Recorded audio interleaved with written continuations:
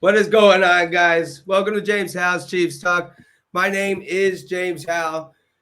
Next to me is my legendary co-host, Chase Riley. Chase Riley, what do you think about that Arrowhead stomp there, my friend? Man, I tell you what, boy, that was that's pretty nice. So, as I mentioned to everybody, got to see it live. You and I both did. Voice is still running a little raspy today. So, yeah. I got my cough drops here with me. Yeah, my voice is a little raspy. It was real bad yesterday, and man, what a great game to have gone to. yep. The Raiders, they come in there a little pregame shenanigans. Look, and if you didn't catch it, I don't know if they showed it on the national media, but there's been stories about it. This is what happened. So they come out here before the game, and they come out here to midfield at the Kansas City Arrowhead, and they decide to do this little celebration, pregame huddle, whatever you want to call it, and that did not end well. That did not age well at all. No, it didn't. Kansas City. If we don't know what's going on here, let me give you guys a little bit of background. Last year, the Raiders came in to Arrowhead and they left with the victory. And when they did so, they got in the buses to leave and they took their victory laps around Arrowhead Stadium, which, rubbed people the wrong way. Me in particular, I was a little pissed off about it, and I can imagine how the players felt about it. So what they did was just kind of adding fuel to the fire. Already, there was already this drive and then this desire to kind of to make up for what happened last year, and kind of shut these guys up for the disrespect they showed us. And then they did it again right before the game. I couldn't believe it. Yeah, no. So I think you went into the stadium before I did, so I didn't get to see that. But what I did see was right as we got out there, I heard a bunch of boos. And as I'm walking to my seat and I see them all leaving the field, and my first initial reaction is like, why? Why would you do that? Yeah. I mean, like if this was a close division, I mean, if the Raiders and the Chiefs are fighting for the number one spot in the AFC West, like I could see trying to poke the bear a little bit, but let's be honest. This team probably didn't know if they were going to score 10 points or score 30 points. Oh, yeah. I mean, the Raiders are in a state of disarray right now. I mean, kind of with everything going on, and they're not even in contention. Like it was like a little brother move. Yeah. But you know what? I sat and thought about this all day yesterday, because I knew you and I would talk about this on the podcast. And, I think if you look at it, because as of right now, there's not been a humongous change in the Las Vegas front office since everything went down with John Gruden. Yeah. And we can see with what happened with John Gruden, that, regardless of what you think about what happened to him, the fact is that he still committed the actions that he did. He's a 50-year-old man or a 40-something-year-old man who's acting like a sophomore in high school, making racial jokes, making sexist jokes, with his little buddies on email. And, I don't want to bring up that bad blood, but, you have to wonder if this is the culture he's created in Las Vegas, because it's juvenile. It's juvenile culture is what it is. last year's And COVID. I think this culture kind of in Vegas just I think it predates John Gruden. Well, They kind of always been known as the bad boys of the NFL, and these exactly. guys, you know, they just But I if don't you know what they're doing out there. well, and if you look before John got there, the Raiders didn't have that. The Raiders didn't have that bad boy of the NFL anymore. Their fans did, the black hole and Yeah, whatnot, but the Raiders themselves, nah. But so Gruden comes in, and Gruden's old school. Like I said, he's got a little bit of a juvenile attitude towards him. And you get done beating a team last year. It's been a month and 3 weeks since they beat us in Arrowhead. right. And he gets on the bus and he drives around the parking lot of Arrowhead Stadium that was half full to begin with because of COVID restrictions, and blares Wheels on the Bus. It's a kid's song that we used to sing in preschool. Like, Yeah. you look stupid, my friend. Like, my dude, you look dumb. You look like a 15-year-old kid, like sitting there laughing because he made a fart joke. Like, I just can't fathom like John Gruden on the bus with a bunch of other grown ass men going, we're gonna play Wheels on the Bus and drive around, and that'll teach them. I mean, it's juvenile, so it's Oh, it's not a surprise that they went out there and did that on the Arrowhead, because this is the culture he's created. He's created this, yeah. this whoopee cushion, fart noise, you know, uh, try to play old school hard hitting football, and we saw how that worked out, and I just, yeah, it was a terrible, terrible idea. Like I Yeah, said, if and how they did it was just kind of pathetic as well, man. Because like I know you said you didn't see it. I was already in my seats, and they had both teams on the field practicing side by side, yeah, and the Chiefs went into the locker room, and it wasn't 2 minutes after the Chiefs went into the locker room they decided to creep over there on the Arrowhead. Like it was just like a little brother move to me. Like, oh, they yeah, turned their back. Let's go get them. yeah, It was just pathetic. And then, you know, okay, so they admitted, in post game interviews and whatnot, that they probably added fuel to the fire when they didn't need to be. Um, but Derek Carr said something to me that just kind of really caught my attention. And he says, well, he was asked about the celebration or the pregame huddle at the Arrowhead. And he says, well, I'll tell you this. I'll stand behind my team. I have my teammates back. And if that's what we're doing, then that's what we're doing. And I was like, well, you know what? This is why the Raiders are in a terrible state. This is why Derek Carr, I mean, he's an idiot. Like, you are the leader of this team. You have control. You are supposed to have control. And if you know that your guys are out there making a fool and adding fuel to a fire that doesn't need to be added, you need to pull them off the field and take control of your team. And Derek Carr did not do that. no, And he showed that he was a follower. He is not a leader.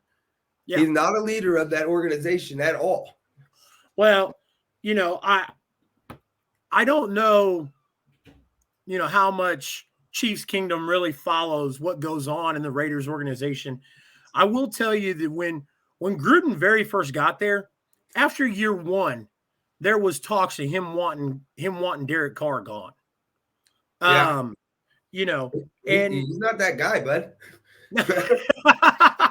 no, you he's know? not. He's not. And I'll tell you why. Because Derek Carr has a passer rating of 81.7 against the Chiefs. He has 3,879 yards. You split that into 16 games that he's played against Kansas City. That's 242 yards a game, Yeah. 24 touchdowns, 17 interceptions. He is 3-13 against the Chiefs. I Yeah. mean, I'm not sold on Derek Carr being a franchise quarterback. And I think John Gruden wasn't either. But John Gruden was in a position where, he had to take what he could get. And in Oakland or in Las Vegas's position, there wasn't much there. But, you know, I mean, year one, if you got your head coach telling, if you've got words, rats leaking out that your head coach isn't happy with your quarterback, I mean, that, Yeah. You yeah, lose trust. You lose trust of your team real quick, yeah, yeah, and and I've always thought that if your quarterback is one of the most important positions on the team, and if your quarterback is looking over his shoulder, and constantly having to check or look over his shoulder and worried about his job, he's just not going to be as productive. He no, needs to be able to, and that's why, to your point, he can't just come out and be like, "Oh no, we got to get a new quarterback." And to be fair, Derek Carr did have potential. Um, he's just inconsistent. yeah, no, Yo, let's hey, there you go, go. There's our boy Donnie. Donnie. What's up, my man? Yeah. Donnie, pleasure to meet you at the game. Got acquainted with Donnie. Got to relink up with Jaymes. Got to share a beverage together and share a few other things, and then we got to go hang out and watch the Chiefs kill the Raiders. It was awesome. Yeah, I It don't was think awesome. we could have picked a better game to go to this year. I No. mean, the weather was great. I was taking my coat off just in my hoodie, and here we go. Um, Awesome. so yeah, I was just in my hoodie. I took my coat off. It was nice. It was perfect weather, perfect outcome. And then by the time we were in the third quarter, the whole stadium was damn near in party mode. Yeah. Yeah. Yeah, I it was mean, it was nuts. not just a stadium. I mean, not just Chiefs Kingdom, but the players as well. I Yeah, mean, that they're all clip dancing that on the clip of them. sideline. We're dancing with them. Yeah, I mean that clip of those guys celebrating like that, like that's that's the Chiefs offense that we know. Those guys that are going out there just having fun, and and man, what a time to do it. I mean, we're at the back end of the season, man. And if there's a time to come alive, it's now. So Yeah. Yeah, we were having a good time. To Donnie's point, he said we did the wave for half of the third. I think we seen the wave go around like 6 or 7 revolutions around the entire stadium. It was great. We were awesome. more at one point. We were more into making sure that the wave kept going than we were watching the game. That's awesome. So yeah, it was a blast. Um, and then, before we talk about like specifics about the game, I just wanted to like say one more quick thing. And that was about the refs. And I thought the refs, like as far as the play calling, I thought it was pretty fair. Or like, the penalties on both sides, I thought it was pretty fair. But the one in particular thing, and it's happened to us, and I say us, I mean the Kansas City Chiefs. It's happened to them before earlier in the season, and is the refs robbed them of a touchdown. And I think it was in the fourth quarter. It was later in the game, but there was the sack by Alex Okafor, and he fumbled the ball. And it was a scoop and score situation. No one is even close. And he's gone. He's gone for a touchdown. They blow the play dead. I think Yeah. that's ridiculous. You As far know, as I understand, they're supposed to let the play out and then go back to video. yeah. And I just think, just to kind of gripe about it a little bit, I just thought that was just it was unreal, ridiculous. No, I 1,000% agree. You know, why the inconsistency? If you're not going to let the plays play out, then let's call them all dead. When there's a penalty, call it dead. If that's what you want to do, if Mm-hmm. That's not what's supposed to happen. If the rule is supposed to be you're supposed to let it play out and then let it go to review, then let them all play out. Why are you stopping it? Yeah. I completely understand it. It's very frustrating when they pick and choose what plays. And I'm not saying this is a thing against Kansas City or anything like that. I'm talking about in general. Yeah. I think it's absolutely asinine when they pick and choose what plays are going to continue and what plays aren't. You know, Well, um, I think it was Skip and Shannon. I was watching a little segment from them, and they were talking about um, the Buffalo and Tampa game. How a lot of Buffalo fans were crying that there should have been a pass interference, and Shannon Sharp made a really really good point during that, and it was what fans are tired of is the inconsistency. And it's, if you're gonna call it, call it all day, just like you said, call it yeah, all day long, um, and just call it like it is. Call what you see. But if you're not gonna call it, then don't call it in just some weird opportunity to kind of I don't know, detour or have your impact on the game. It was just weird how it happened and ridiculous that it even happened in yeah, both situations. yeah. So, hey, look, just take a quick moment. Um, if you haven't already, go find us. I'm on Twitter at Jaymes Howell1. You find me on Facebook at Jaymes Howell1 and on YouTube, Jaymes Howell Sports. My buddy here, when he's not on this legendary podcast, he's an insurance salesman. You can find him on LinkedIn. Chase Riley, he works for American Family Insurance. He is also on Facebook, C Riley Sports, Twitter at C Riley Sports, and then I believe he in a recent video you revealed that you just started a TikTok as well, correct? Yep, that's right. So we're on TikTok and we're on Instagram. So Yep. wherever your social media spites are, we're going to be there. The goal is to flood the market with James House Chiefs talk. So you guys will get plenty of us no matter where you are on social media, whether it's Facebook, Twitter, TikTok. So already posted a couple of TikToks on there. The handle's super easy to remember. C Riley Sports. So Yep.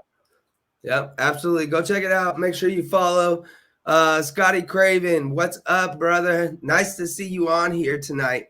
Appreciate you joining us. Daniel Hibden, just to let everyone know, I did ask for a new Kansas City jersey for Christmas, so hopefully I get one. Hey, look, my wish list for James Howe's Chiefs talk. Let's get Chase Riley a new jersey. Let's get Chase Riley a new Patrick Mahomes jersey because he needs one. yeah. Well, and so it's funny because I got a group of guys I'm in a group text with, and I'm always getting shit about the jersey from those guys. Appreciate My that, Scotty. my brother my brother actually bought me one of those $20 China jerseys that was supposed to be my size, and it's like 2 sizes smaller. But I mean, for $20, it's phenomenal. So, Yeah, but yeah, but I absolutely. mean, in order for it to be in China and fit me, it'd probably have to be a 7 or 8 XL. So, and I don't think any sweatshops in China make fabric big enough to fit this body. So, Well, for the right price, anything is possible. or that, which it didn't, but I did. Mike Harris, he says, if you got an iPhone or an iPad this Sunday, check out James and me commentating on an NFL game. Colorcast app store. Yes. Hell yeah. To talk about that, me and Mike Harris, we've got an opportunity this Sunday to do a little bit of commentating on some NFL games. And it's like a little trial thing. And so the more people we can get in there and help support us, the better, So yeah, come check us out. Look, Colorcast app on the App Store for the Apple iOS. So yeah, come help us out with that. Scotty Craven, appreciate you. I think I said that already. Posted. Got a Mahomes jersey for Chase. Yeah, he wants me to buy it from him for like $150. I ever find my car? What you mean? Of course I found my car. How'd I get home? Oh, that's funny. Wait, I mean, were you out there? Did you see me? Look, James, let me ask you a question, bud. Yeah. Who played better, the offense or the defense? God, that's a really hard question. And I know you asked me this earlier, and I said the defense. And I sat on that, let it marinate for a little bit, and I think I'm gonna switch and say the offense. The offense had a better game. I think so. So we have 5 turnovers. We're gonna start with the defense, anyways. Yep. We have 5 turnovers, right? And we have 28 points off those turnovers. And the offense had a better game. No, Donnie's comment. I mean, that's what it is. They played such a great game compared to what they've been playing that it's just, it got me excited, and I'm like, yeah, I think I'm going with the offense.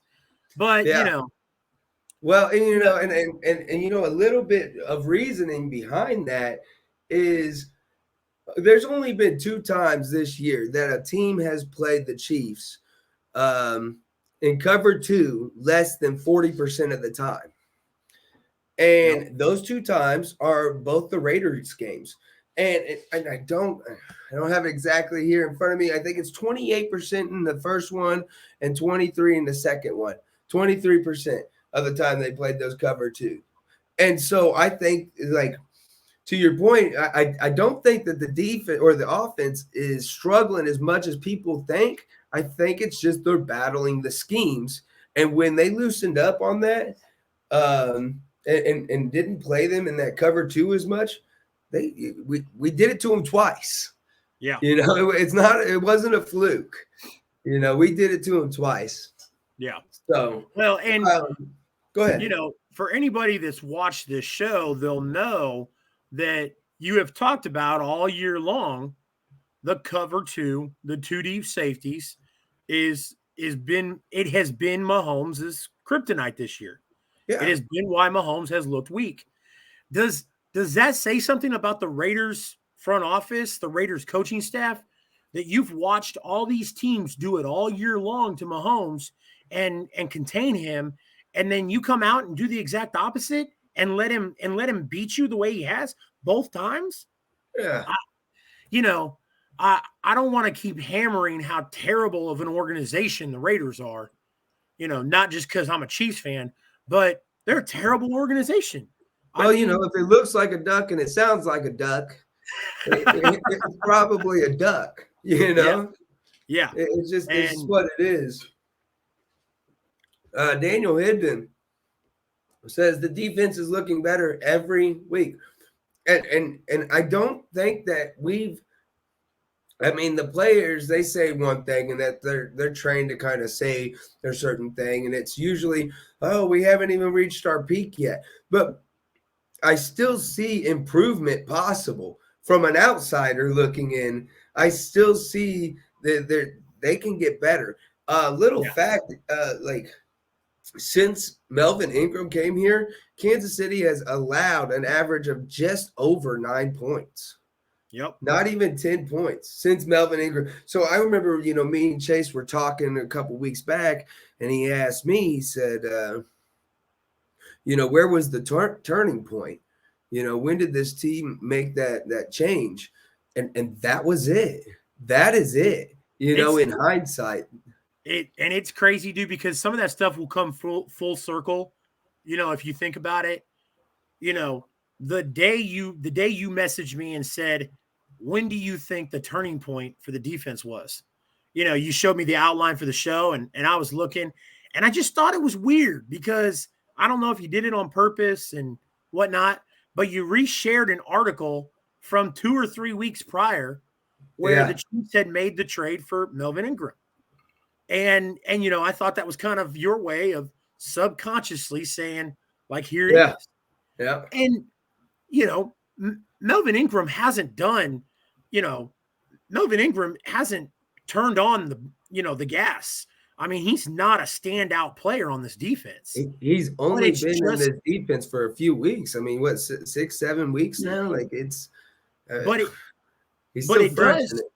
Yeah, it is weird that as soon as we trade for him, move Chris Jones and do the other things that you know that that the defense did right around when he did it. Now this defense is the best in the league, one of the best in the league. Yeah. Yeah. And that brings up, one of the things I have here in my rundown is the defensive line. Frank Clark, Melvin Ingram, Chris Jones, and this is the new Frank Clark. I mean, like this is like I said it a couple weeks ago. It looked like the Frank Clark that we were getting in Seattle, or when he was playing in Seattle. That's what we expected from him. This looks like him. Yeah. And with Frank Clark, Alex Okafor, a rotation of guys there. Mike Dana, Alex Okafor, Chris Jones, Melvin Ingram. Is this the best defensive line in the league? I would put money on that. I would agree with that. I mean, it's close. Look, Yeah, I'd say like the Rams out there, they've got a pretty good, and of yeah. course the Bucks got a pretty good defensive line, and there's a couple good ones out there. But this is, I mean, they have looked, and I don't want to be too overly optimistic, but damn, Yeah, I mean, without sounding too much like a homer, um, excuse me, the two defenses you named, they have star-studded players on those defense. You know, there's not a whole lot of people outside of Kansas City that know who the hell Mike Dana is. yeah, But we do. hmm And that's what's crazy about this defense is there's plenty of depth to go around the whole thing. And I don't know, man. I'd have to I could easily make an argument that they're top 5 defensive line in the league. yeah, I would agree with that. I'm not sure I would want to put them right there at number one, but top 5 definitely. Yeah. They've got to be the top 5 defensive line in the league. And I'm sure I could go find some stats to back that up. That's just, I guess, a personal opinion and what I've seen the product on the field. Watching them week in and week out. Yeah, he's right. Hard to double Jones, Clark, Ingram. And I mean, you can't. You double Jones. And Clark and Ingram are coming around. Now, Ingram's not in on all the plays. And there's a good rotation there, too. We've got Mike Dana, Alex Okafor. We did even see Chris Jones go over and play defensive end for a little bit. Speaking of Chris Jones, I just seen this a couple hours before we got on. He was listed as or on the COVID list. That's correct. I think so they did that at about 4:00, 4:30, something like that. And so by protocol, if he's vaccinated, he has to have 2 negative tests. And this goes the same for Josh Gordon, who was also listed on the COVID list, and a ton of others around the league. Cleveland had 8 players they announced, and then like sometime in the middle of the day, I got a notification on my phone that they shut down the Rams facility because of COVID. Yeah, I hadn't heard that yet. But I mean, that doesn't surprise me. I mean, at some point, you just have to, shut it down and contain it. Keep it from spreading. So, Anyways, Chris Jones, if he's vaccinated, and Josh Gordon is vaccinated, they have to have 2 negative tests back to back before they can play, before they're eligible for return. So, with this happening at about 4 p.m. today on Tuesday, um, if they have 2 negative tests, it would have to be after 4 p.m. on Thursday, which would be just in time for game time. So we'll see how it plays out. I'm not very optimistic. I don't think that he's going to be available. And I might have even read something. I'm not sure on it, but I'm just not very optimistic. I am more optimistic about Josh Gordon, who got his first touchdown as a Chief. So congrats to Josh Gordon. We'll talk about that more here in a little bit. But as far as Chris Jones and the defensive side goes, I don't think he's going to play. No. I guess I would ask, are we worried if Chris Jones doesn't play? I am. Yeah. Yeah. I just don't. I think that the production dip between Chris Jones and whoever might try to take his spot, whether it be Mike Dana or Alex Okafor or whatever, I am worried about it. As far as like when we get into like the third and the fourth quarter of the games of this next game, on short rest, I am worried about just having the depth. The production does drop off a little bit. Of course. There's only one Chris Jones, but as far as I think the production will drop off even more in the late quarters of this next game. Yeah. No, I of course, I think Chris Jones will be missed. I'm not saying that at all. I'm just saying that if you look at this defense and the depth they have, and you and I have talked about the culture that Brett Veach and Andy Reid have created in this organization of next man up.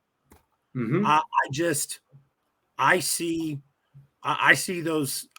these guys, Dana, Okafor, not the guys on that defensive line that have stepped up. I see them coming through. Yeah, and I could definitely see that, and I kind of got that on my rundown here. Is that next man up mentality? Yeah. And I think that like the production dip's not going to be that much. I'm just worried about the depth, because we rely on a good solid rotation of guys, in and out of there. Looks like Derek Stitch ain't worried at all.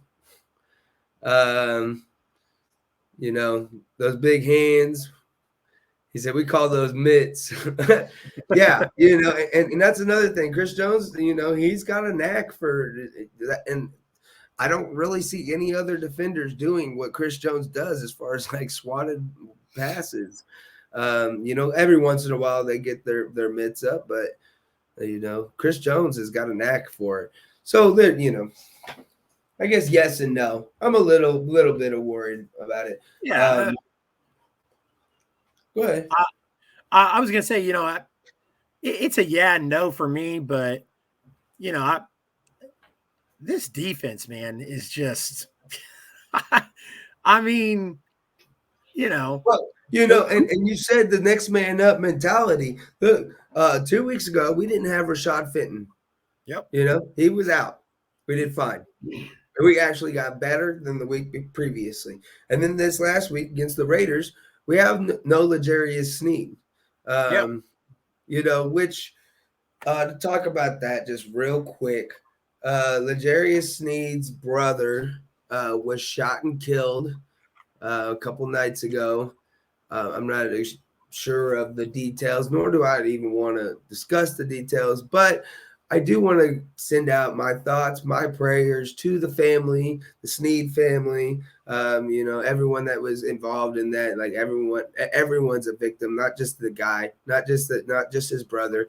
Every single one of those family members, they're all victims. So, hey guys, everyone in the chat, if we can just, maybe put some prayer hands in the chat, go ahead, hit that comment thread. Let's send our thoughts and prayers out to them. But with the Jarius Sneed out, they there was still no production dip. No. And that was the point that we were making, is there was no dip in production when these guys are out. And I kind of expect the same thing with Chris Jones. Yeah. The next man up will be fine. Yeah, and that's all I really got to say about it. No, I agree. And that was kind of my thought process on this Chris Jones thing. You go back and the Pro Football Focus puts out this report about Rashad Fenton being one of the best cornerbacks in the league. Yeah. And then Rashad Fenton misses a game, and Ward steps up, and the defense doesn't miss a beat. Mike Hughes. Mike. Let's talk about Hughes. Yeah, let's talk about Mike Hughes for a second before we jump into the offense, because I've seen the lineup. I think I know where this is going a little bit. Let's talk about Mike Hughes. Mike Hughes was a first-round draft pick for the Minnesota Vikings in 2018. Mm-hmm. Now, or my bad. I'm sorry. I might be thinking of somebody else here. Mike Hughes. I'm pretty sure that's correct. And we got DeAndre Baker too that I want to talk about. Yeah. So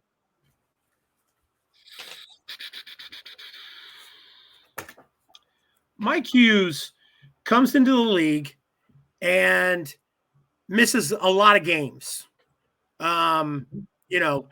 He gets injured. I think he tore his ACL, comes back, gets injured again. And then Minnesota just says, you know what? We're going to waiver you. Yeah. I don't think it was 2018. I think it was like 2019 or 2020 even. Yeah. So he's not, the kid's 23 years old. So, that mentality of, a lot of guys almost give up. And I think it speaks volumes to him that he's still willing to come in and work his way from the bottom to the top. Yeah. I mean, he's grinding out there. He's on special teams. He's coming in. And we picked this guy up for a 6th round pick. A 1st round pick almost 2 years ago for a 6th round. Yeah. Man. Yeah. And that's the only issue was, you look at it, you look at his time in Minnesota, the issue was injury. It had nothing to do with production. He wasn't able to live up for injury wise. Yeah. So you send this kid home. This kid thinks he's not going to, that his NFL career is over with. He doesn't think he's going to, do much. And then gets picked up by Kansas City. Brett Veach goes out and, says, hey, I see something in this kid. Goes out, picks him up, and he's out there making plays. And like I said, he's not, there's no pride factor there. He's not, I'm sure he wants to be higher up on the depth chart, but this kid's got no problem grinding, working special teams. And on all that grind, it paid off. Oh, absolutely. He is significantly better than what he was at the beginning of the year. And we the whole team, we said at the beginning of the year that for better or for worse, this team is not going to be the same as it is the beginning of the year is not going to be the same as it is at the end of the year. And that is absolutely true. And then if you look at the individual of Mike Hughes, he got benched basically. He got demoted early in the season, and Rashad Fitton kind of took over, and that was one of the big changes that I thought defined this defense.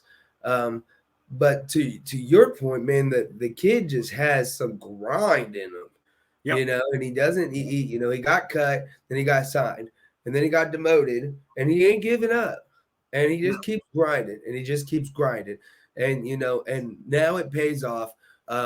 Very first play of the game, Mike Hughes. Mike Dana is the one that forced that fumble, and Mike Hughes is there in the right spot at the right time, scoop and score 4-6.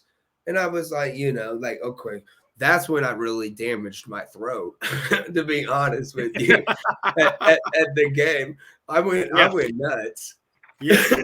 And yeah, then just lost it. And so I was like, great, great start. Well, then, throughout the game, he has two more forced fumbles. The kid is just playing out of his mind right now. And I think it's, the whole defense, from top to bottom. And that's what's so scary is that, the depth is there too. And there's really not that much of a production dip when any one person goes down. Which is exactly what you need going into the postseason. I think they're getting close to postseason form, and it's great, man. It's like perfectly timed out. Andy Reid is just he's a master at doing this, and he always has the team ready going into the postseason. And Yeah. I don't even know why we doubted him earlier. Yeah, no, and while you were talking, I was kind of looking. I found my notes. Mike Hughes was a first rounder for Minnesota in 2018. He was a late round draft pick, 26, 28, something like that. Mm-hmm. He's 24 years old. Um, Minnesota He's gave so up on him. dumb. Yeah, I mean Minnesota gave up on him way too easy, and he had, I think, when Veach saw him and thought, what I mean, when Veach saw him go on the waivers and we made the Mhm. trade, I think Veach remembered the game in 2019 against the Minnesota Vikings. He had a forced fumble against McCole Hardman, who was returning kicks. Yeah. And when Veach saw him, we've one of the things that has always resonated with me that I heard on Sports Talk one time was they mentioned about Veach that Veach always gets his guy, always. Yeah. And I think Veach saw him in that game, and when he saw him go on waivers, Veach said, "Okay, I'm going to go get him." Yeah. And yeah, I Yeah. like I love the kid's grind. I love the kid's hustle. I mean, it's Well, and we were super critical on Beach, and rightfully so at times. But you yeah, made a video earlier today. Um, well, was it? Maybe it wasn't today. Maybe it was yesterday. But it was talking about the draft picks this year. Creed yeah, Humphrey, Nick Bolton, Trey Smith. yeah, I yeah. mean, they're just he did a phenomenal job, and I know that's three out of what we had six, but what we Noah Gray, that was the other one, and Cordero Powell, which he didn't really work out, but I mean those are kind of coin flips there at the back end of the draft. Yeah. But the guys here at the front end of the draft that he picked up, man, they are killing it. And Yeah. then So Mike Hughes, former first round pick, DeAndre Baker, former first round pick. The move he made to get Melvin Ingram for just a sixth round pick. I, yeah, I mean, like he's killing it. The whole yeah. team, coaching staff, front office, players, everything. We're all clicking. So Veach, Veach and Reed have amazing chemistry. And if I haven't hammered enough about how I feel about chemistry, in this, on this podcast, then, I'll remind everybody again, chemistry or consistency creates chemistry. Chemistry creates wonders. So Reed and Veach were together in Philadelphia. Veach was a personnel guy. Veach comes to Kansas City with John Dorsey not with John Dorsey, but he came to Kansas City as a personnel guy with Andy Reid, and then Dorsey took over general manager. Once Reid was able to, once the Chiefs were able to decide that they weren't going to get much out of John Dorsey, they decided to let John Dorsey go, and that was Veach's time to shine. Now, everybody knows that, not Veach. Everybody knows that John Dorsey was the general manager of the Chiefs in the 2017 draft. But if you go back and you listen to stories from Veach, Mahomes, and Andy Reid, it was Veach who put Mahomes on Andy Reid's radar. Yeah. And told Andy Reid, we need to go get this kid. Well, the stories go that he was just he was almost annoying with how persistent he was to go get Mahomes. Yeah. And he, he made an impact through that. Yeah. So I think, like, within media and with, people who don't follow Chiefs Kingdom a whole lot, the narrative can get switched, or the story can get, changed to where, well, John Dorsey drafted Pat Mahomes. No, John Dorsey did what John Dorsey was told to do by Andy Reid and Brett Veach, and that was draft Patrick Mahomes. Yeah, and then John Dorsey was soon out of there. Yeah. So just to name, I've got them all written down here. I've got, Brett Veach's studs and Brett Veach's duds as far as drafts go. And what I consider a dud, it's not the same as a bust. I consider a dud, a player who's not on the team, a player who didn't work out at all.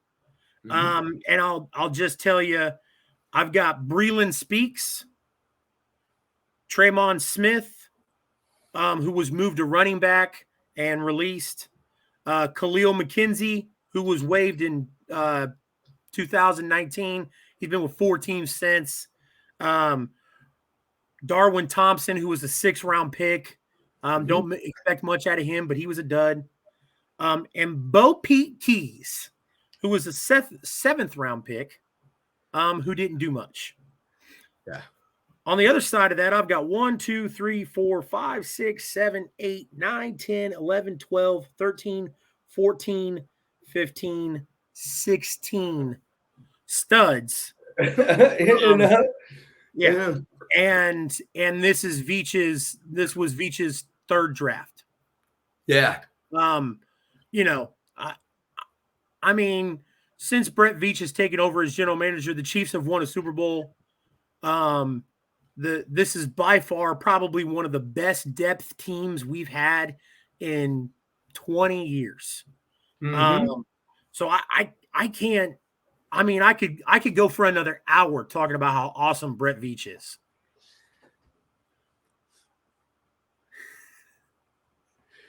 So McCole Hardman is a stud?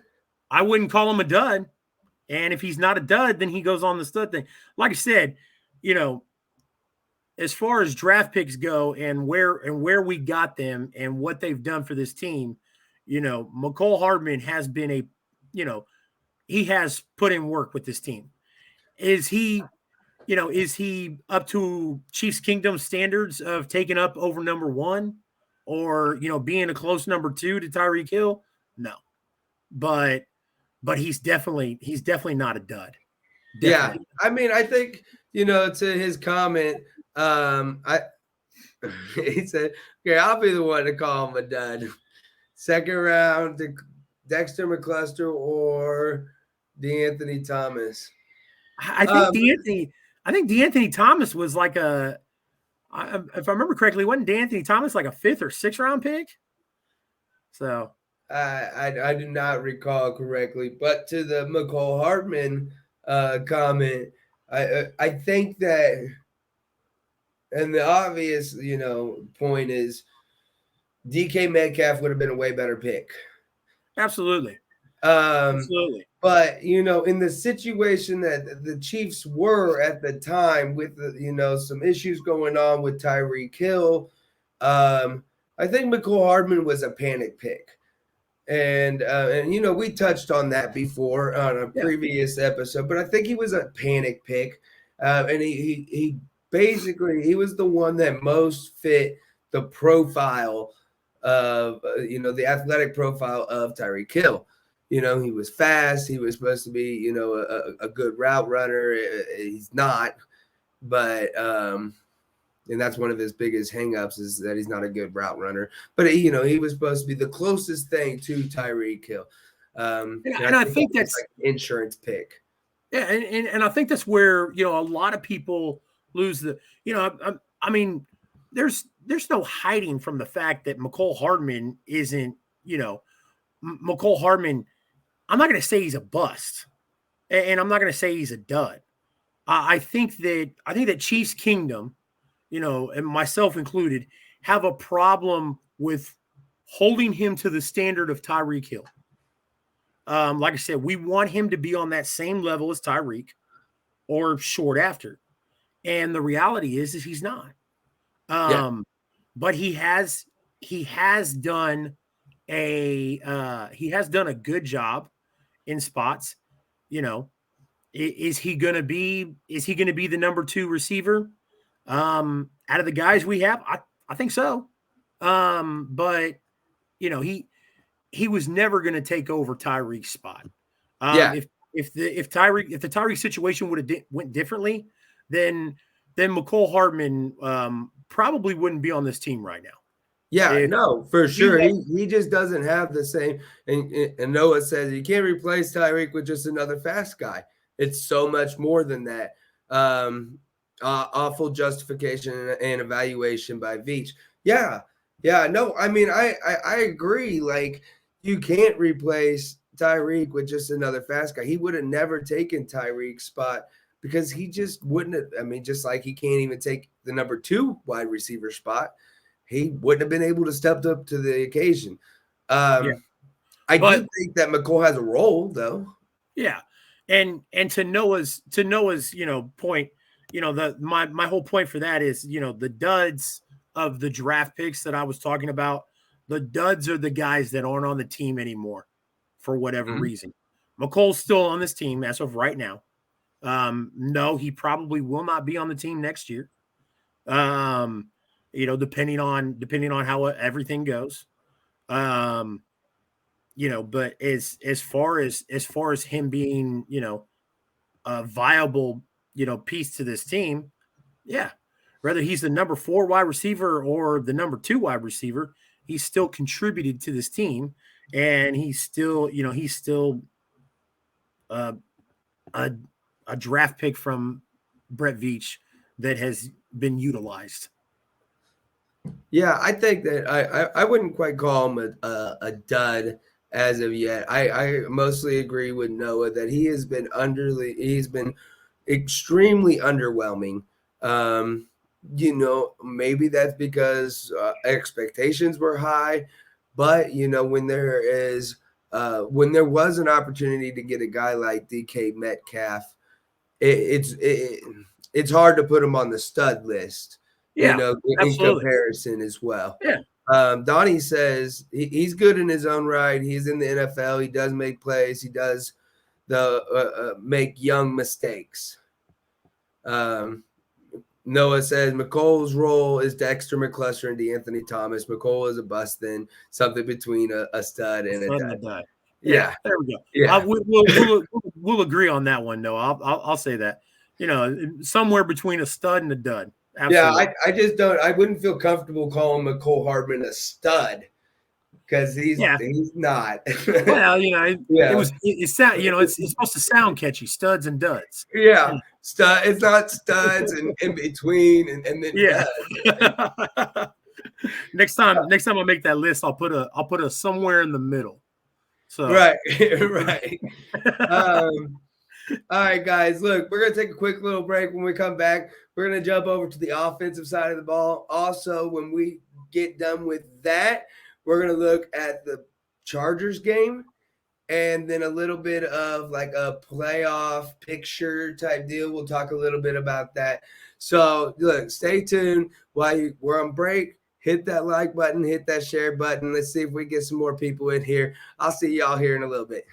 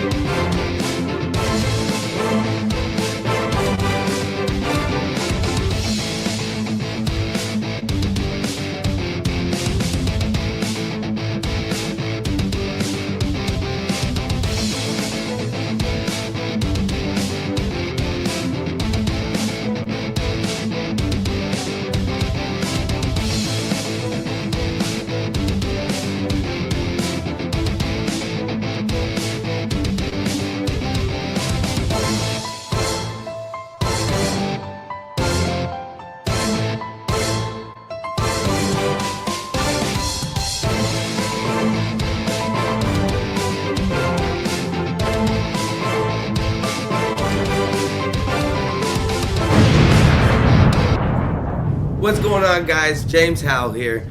Look, if you enjoyed this content, go ahead and hit that subscribe button. And more importantly, make sure that you smash that notification bell. That way you'll never miss any content from Jaymes Howell's Chiefs Talk. Also, while you're at it, go to Jaymes Howell's Chiefs Talk on Facebook as well as on Twitter. You can find the links for those in the description. Until next time, once again, stay legendary, guys.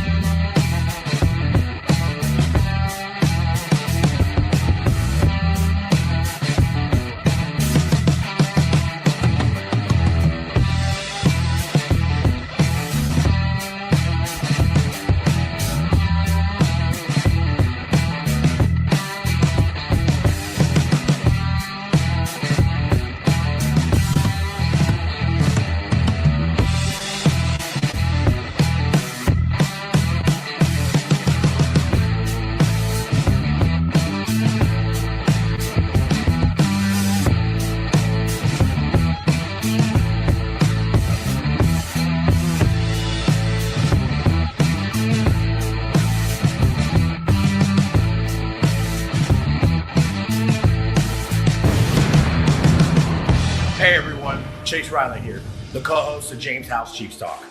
I wanted to take a moment to share with you guys that when I'm not on this legendary podcast, I'm out trying to help build our brand and the legendary community that Jaymes and I speak so much about. And by doing so, I started Chase Riley Sports. So it would really mean a lot to me if you haven't already to go like and share my page and make sure you adjust the notifications accordingly so you never miss anything I post. It's extremely simple. It's just C Riley Sports on all social media platforms, including Facebook, Instagram, and Twitter. Like I said, guys, it would mean a lot to me to have you guys join us on this journey. And until next time, stay legendary, my friends. That some bitch is handsome, man. Yeah, we're gonna have to get an updated video now, bro. I know. We got that TikTok now. Hey, yep. Welcome back, guys. Once again, if you're just joining us, my name is Jaymes Howell. This is Jaymes House Chiefs Talk. To my left, to my right, whatever side I'm on, to your guys' screen that way. My legendary co-host, Chase Riley. Also, if you saw it before the break, my good buddy Noah Groniger, he was having this discussion with us about McCole Hardman. Hey, go check him out as well. Look, Starcade Media, he's provided me a very good opportunity. I do some intern work for him, and I do a couple production for him called Gig 'em Guys with Miami Ties. Go check out Starcade Media. They've got a couple of Chiefs groups around that you can join up on. They're really great guys. They do a really good job over there, so go check them out. I jump on 4-minute offense with Clint. Just to watch it and just comment. They usually have some fun ass guys on there. They have Kimball Anders. They had Patrick Surtain last week. They did a whole episode with Marty, like a Marty thing. Remember Marty Schottenheimer. They have William Jackson, former sports director of KCTV5. He gets on there with them. They got a good old cast over there. Donnell Bennett, that was the other one. Yeah. So yeah, they do a pretty good show. Go check them out. Starcade Media. They're on Facebook. They're on YouTube. They're on Twitter. They're the deal. Everyone knows the deal. We're all on all the social medias and everything. So I wanted to talk about Josh Gordon for a minute.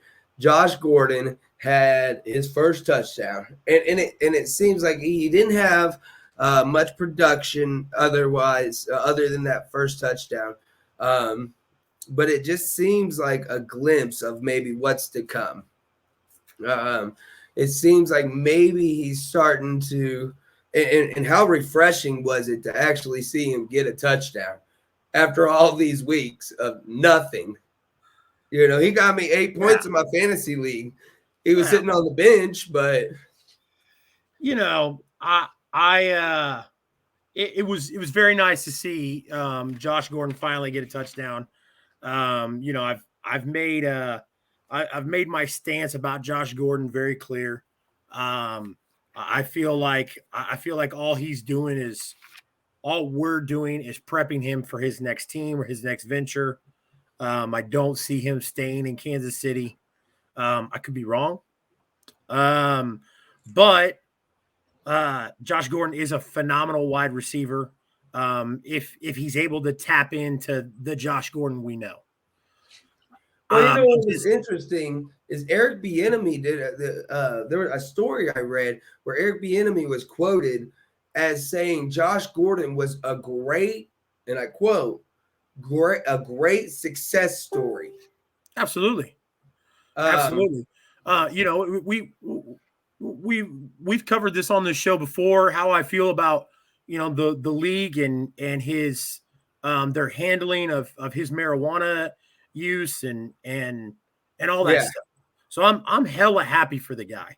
But at 4 receptions, 27 yards and 1 touchdown, that sounds like one game, but that's Josh Gordon's stats since we signed him 2 months ago, Yeah. 3 months ago, however long it was.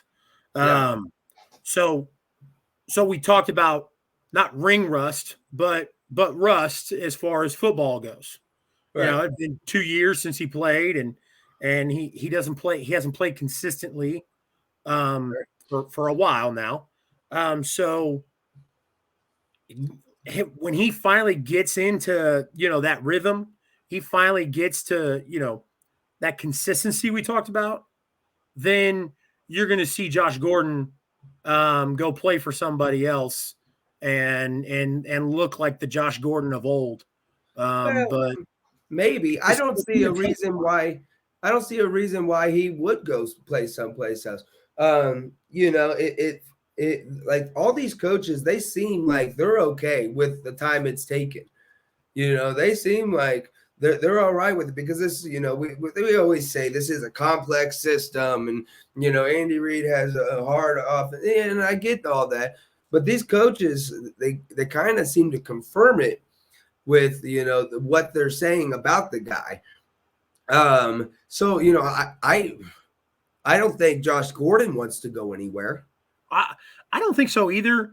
I don't think we want him to go anywhere. No, and that I'm not always optimistic with the way that I'm not always optimistic with the way the front office handles situations like that.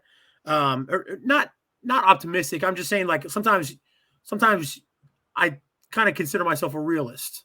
Well, you've been a Chiefs fan for too long. We've seen the other shoe drop too many times. But if Josh stays, absolutely. And for me as a fan of Josh Gordon, I don't see why not. I mean, he's, give him time. If he's cheap enough, and I mean, he's got to be better than Derek Ryder or I look at the wide receivers, and Noah brings up a good point. First off, he says Josh is my guy. They should have been throwing him easy screens and slants, etc., to get him involved. And I think to that, like, I kind of agree with that, but I also think that they've been getting him out. They have been getting him out there for like blocking, which I know is like very unencouraging. We want to see it's more not attractive, but yeah, it's not for wide receivers. For wide receivers, especially a big wide receiver like Josh Gordon, that's not sexy. To have Josh Gordon out there blocking guys. It is vital. It is vital in this offense for them to be able to do that. And then he says Josh could come back because McCole, DeMarcus, Byron shouldn't be here. I disagree with that. Maybe Byron could stick around as a fourth or fifth wide receiver. I disagree with the fact that Byron shouldn't be here. You kind of touched on it at the end there, Noah. Byron, I don't think they get rid of McCole. I don't think they're done with that experiment yet. I don't think they're ready to give up quite yet. It hasn't looked good as of recently with the demotions and him falling down on the depth chart and stuff like that. But Byron Pringle, I think he's our third wide receiver. And they need to just lock him in there as our third wide receiver. And I'm higher on Byron Pringle than all those other guys.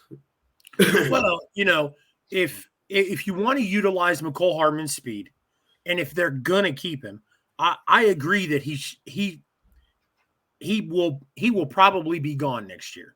But if they keep him in the slot, and you've got Tyreek and you've got Josh Gordon on the edges, and you let Tyreek streak it out, except for when you want to put Tyreek on the inside in the slot.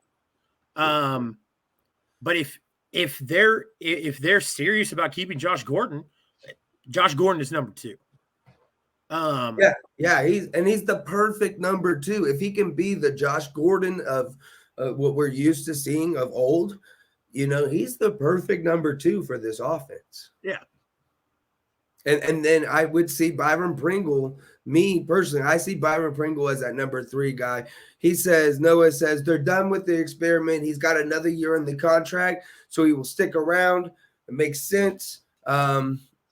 He is the gadget guy. He said it up here. Yes, He's a gadget guy. He can't run a that's route to right. save his life, can't locate the football. He has inconsistent hands. He fumbles. He runs a straight line pretty fast.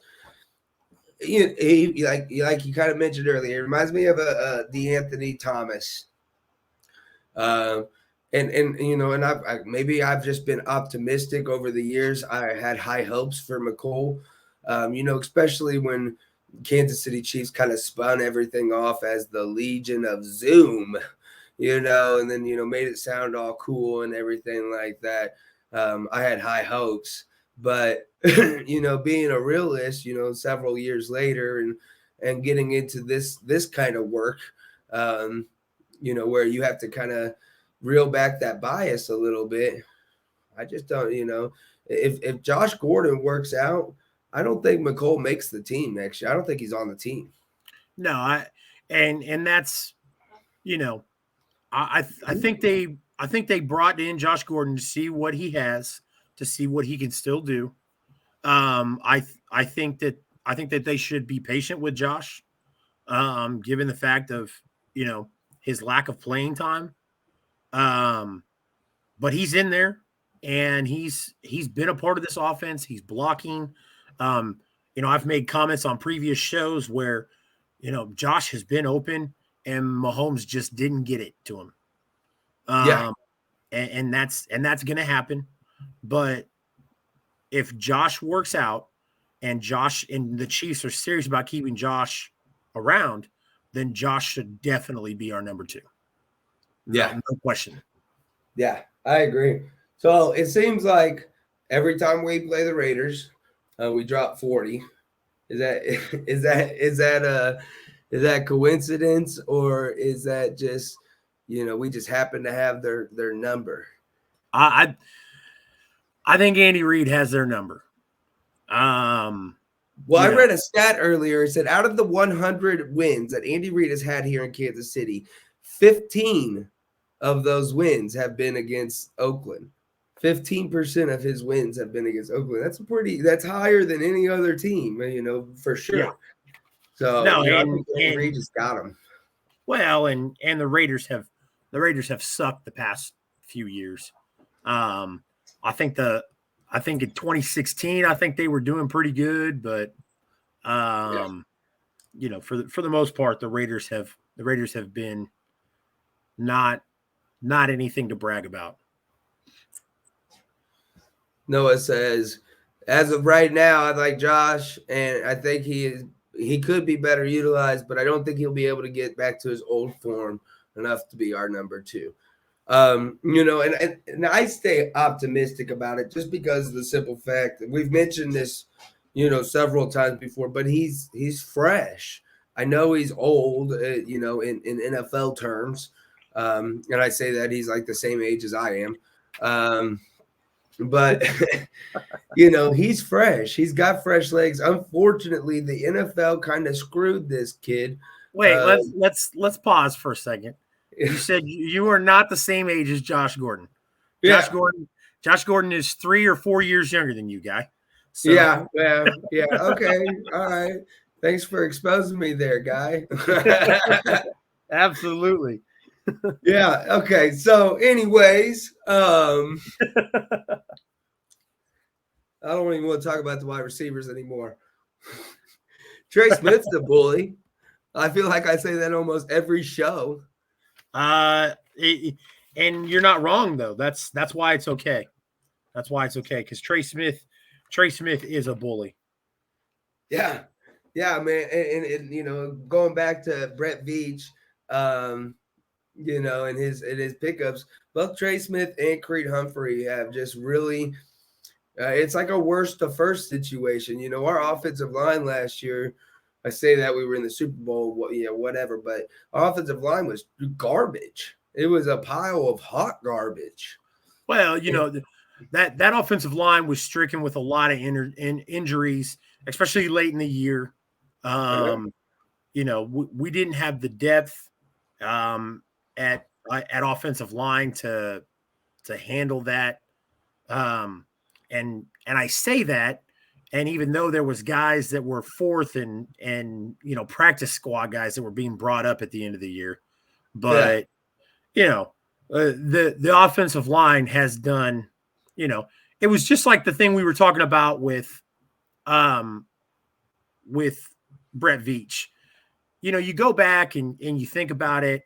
These were the guys that he was looking at. And, he looked at the offensive line of the Super Bowl and he said, yeah, that's got to change.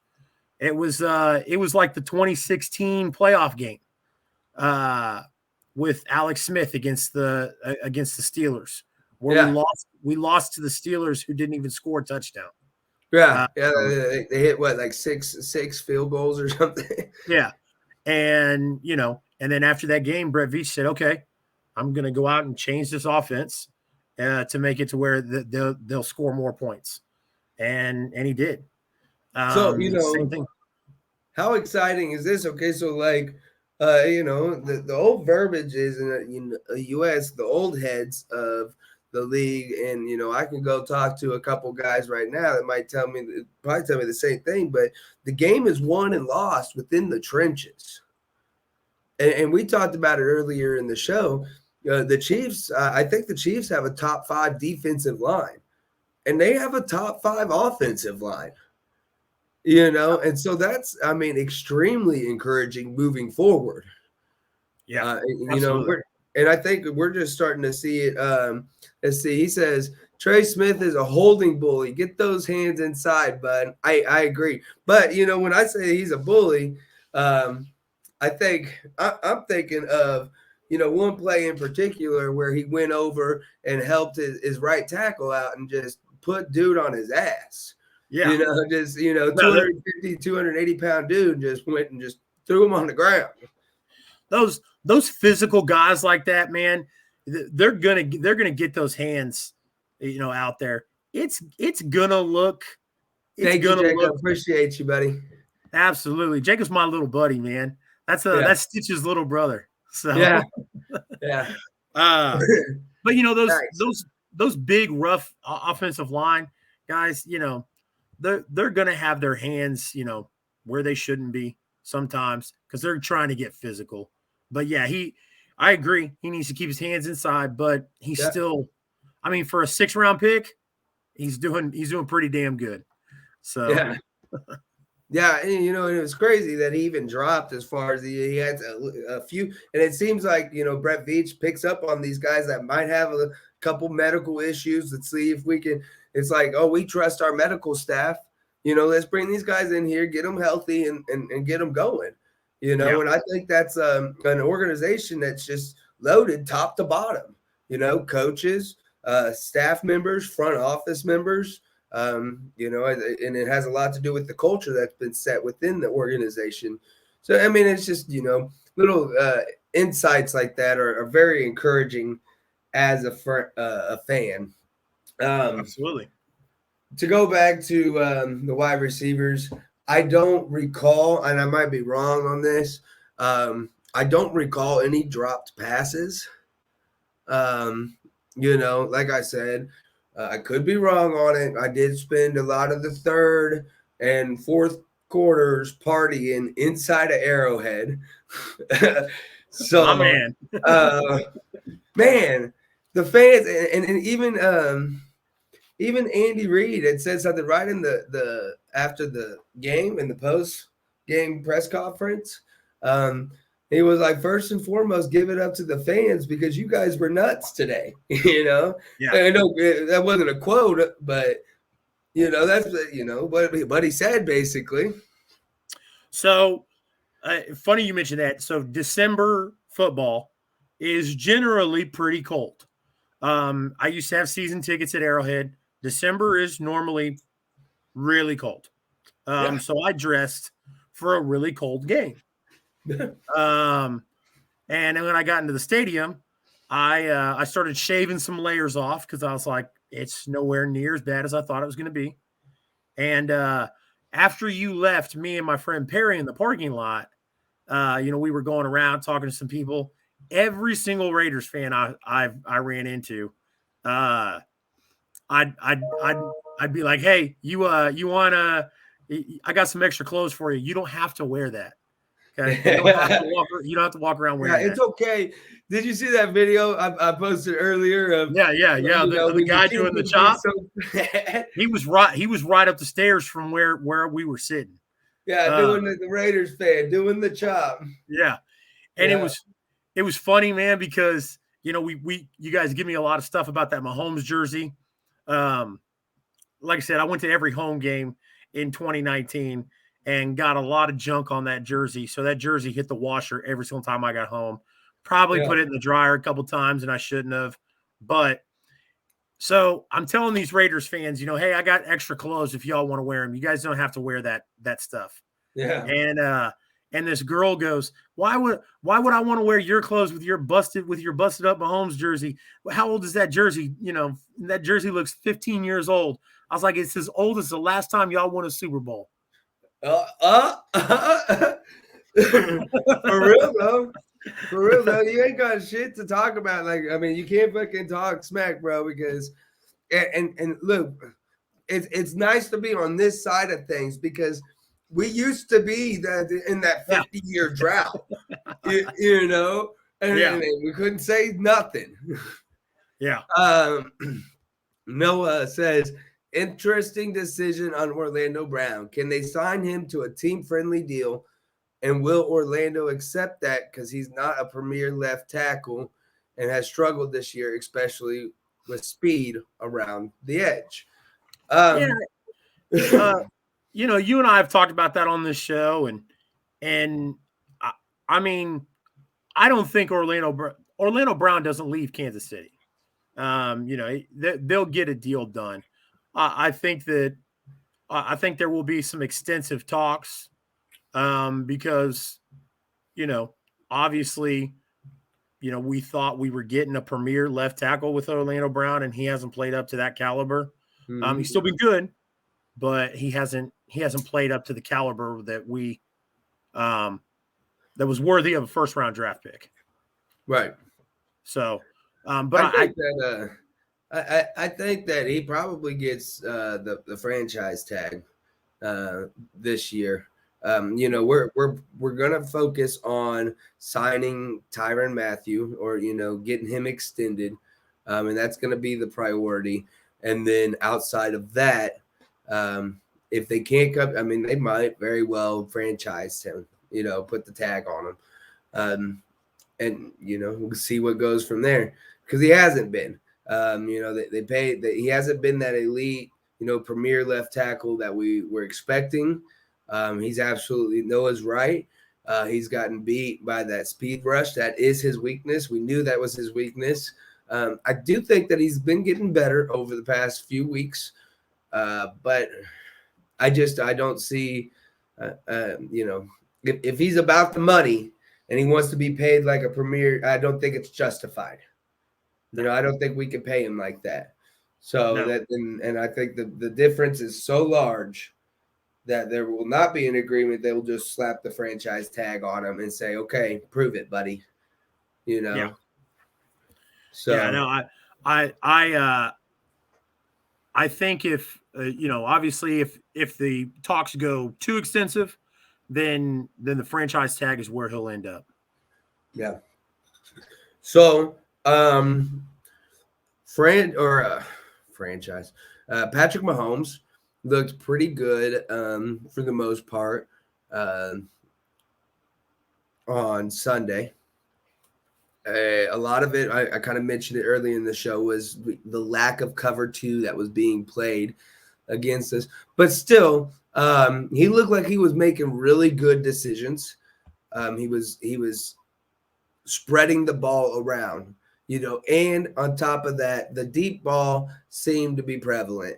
Like, they hit McCole Hardman for 44 and Tyreek Hill for 38.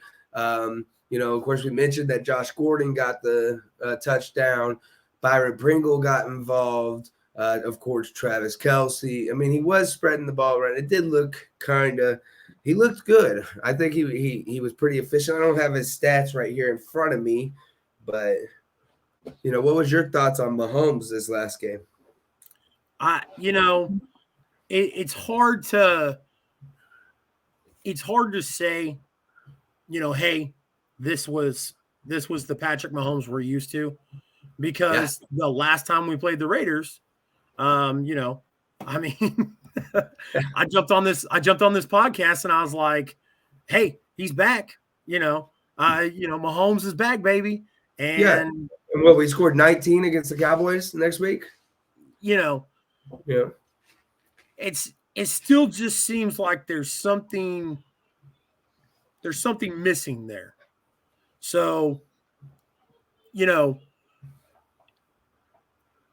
as far as Mahomes goes, I think that this team, in order for this team to go as deep as we want them to go in the playoffs, Mahomes needs to be the way he was on Sunday. He needs to be that way Thursday night, and he needs to be that way for the remainder of the season. Yeah. For him to get back into that consistency of playing like the Mahomes that we're used to seeing.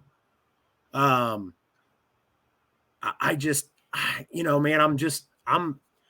been struggling with it ever since Sunday. I went home and I relaxed. I did a video to let everybody know that, we would be back this week since we missed last week.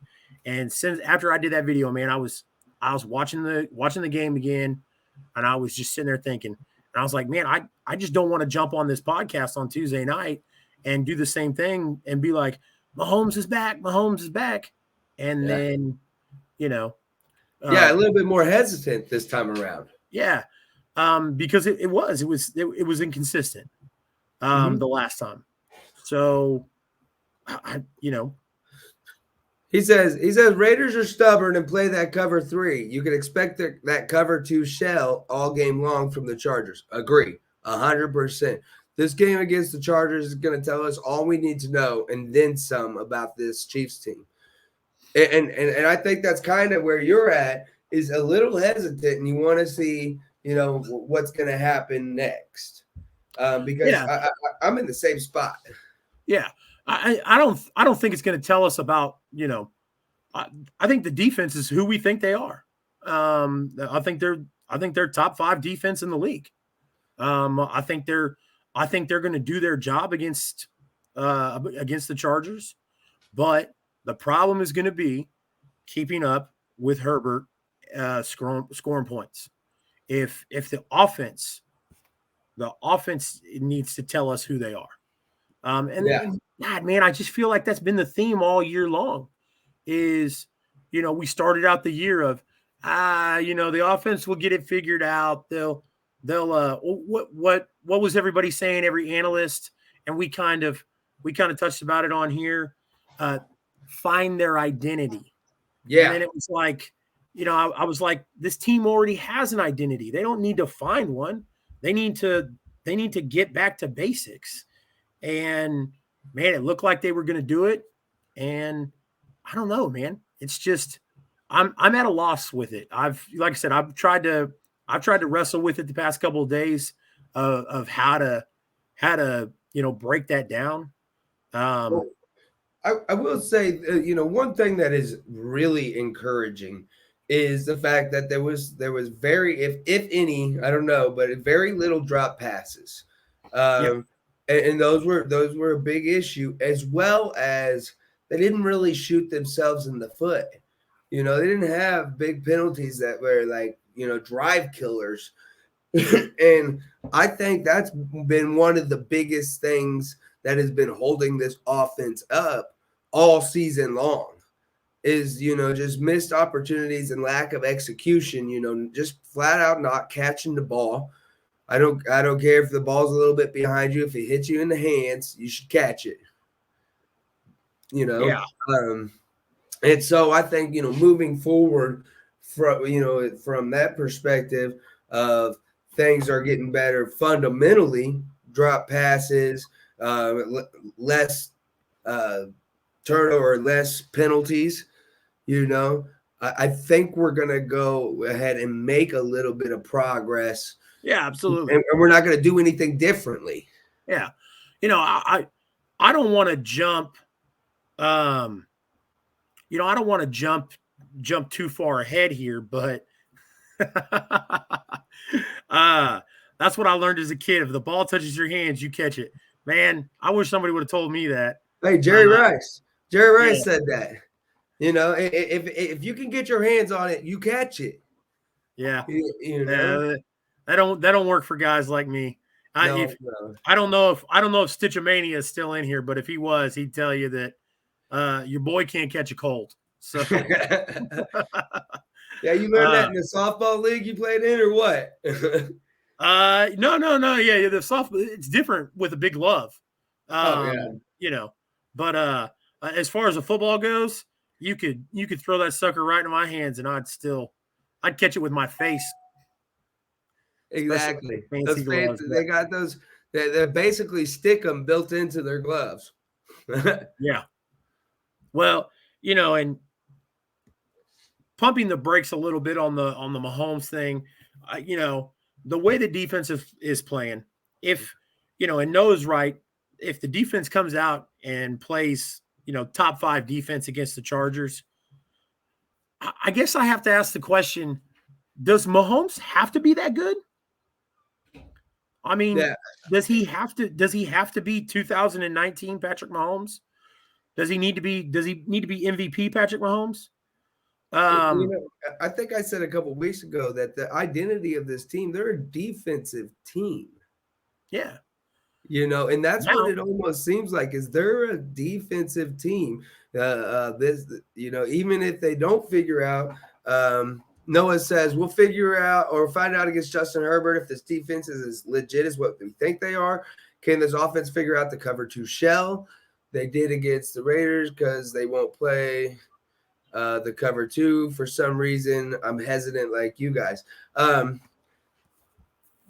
I don't think, even if they don't necessarily figure out that cover 2 shell, okay, if they can put up 28 points, I think that's enough.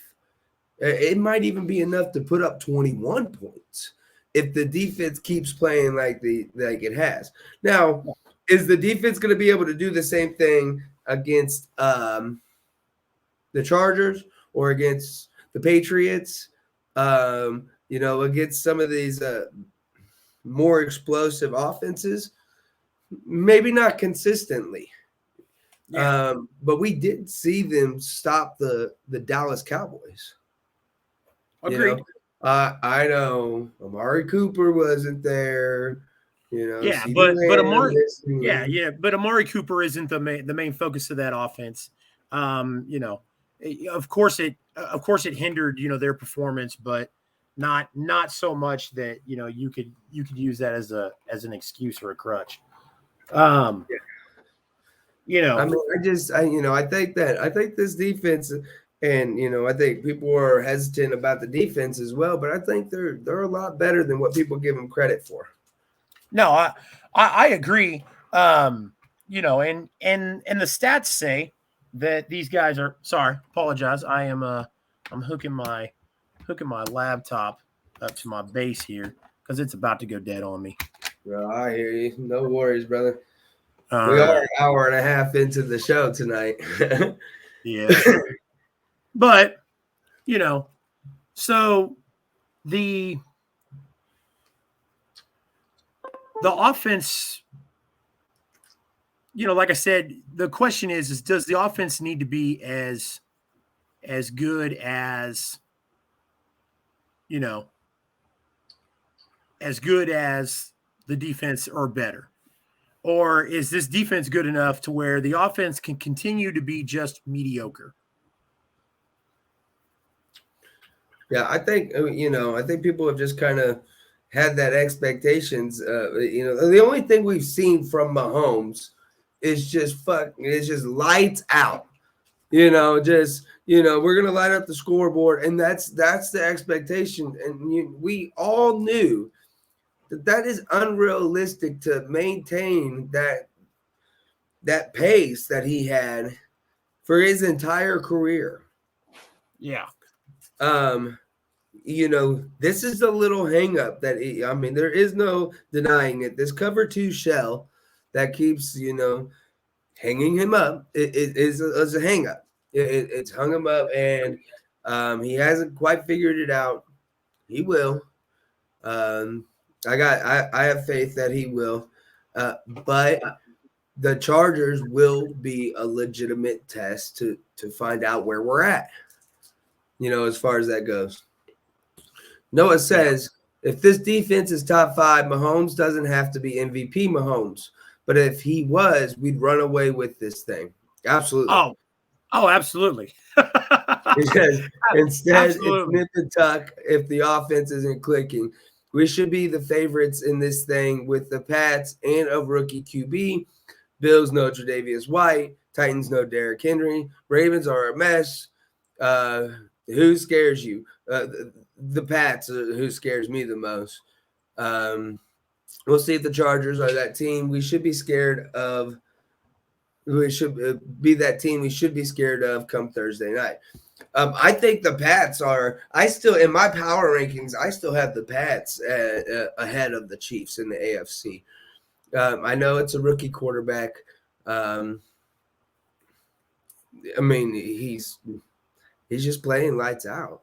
I say that, and in the last game he had, or the previous game before that, he had 3 passes.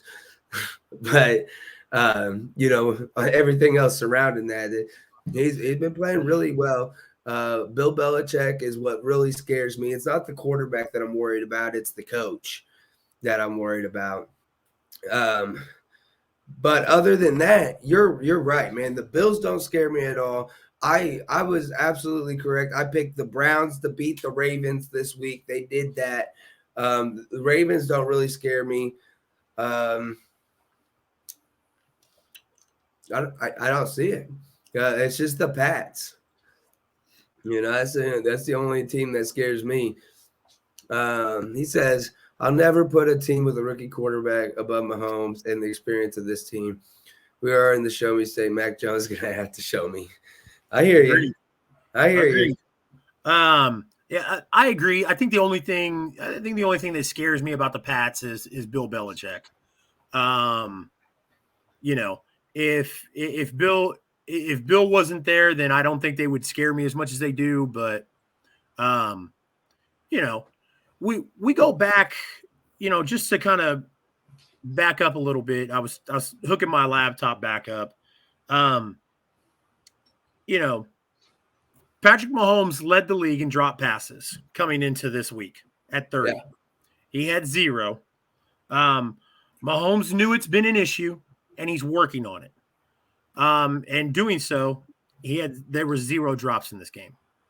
So I guess we have to beg the question of, what if Patrick Mahomes comes out like Noah was talking about?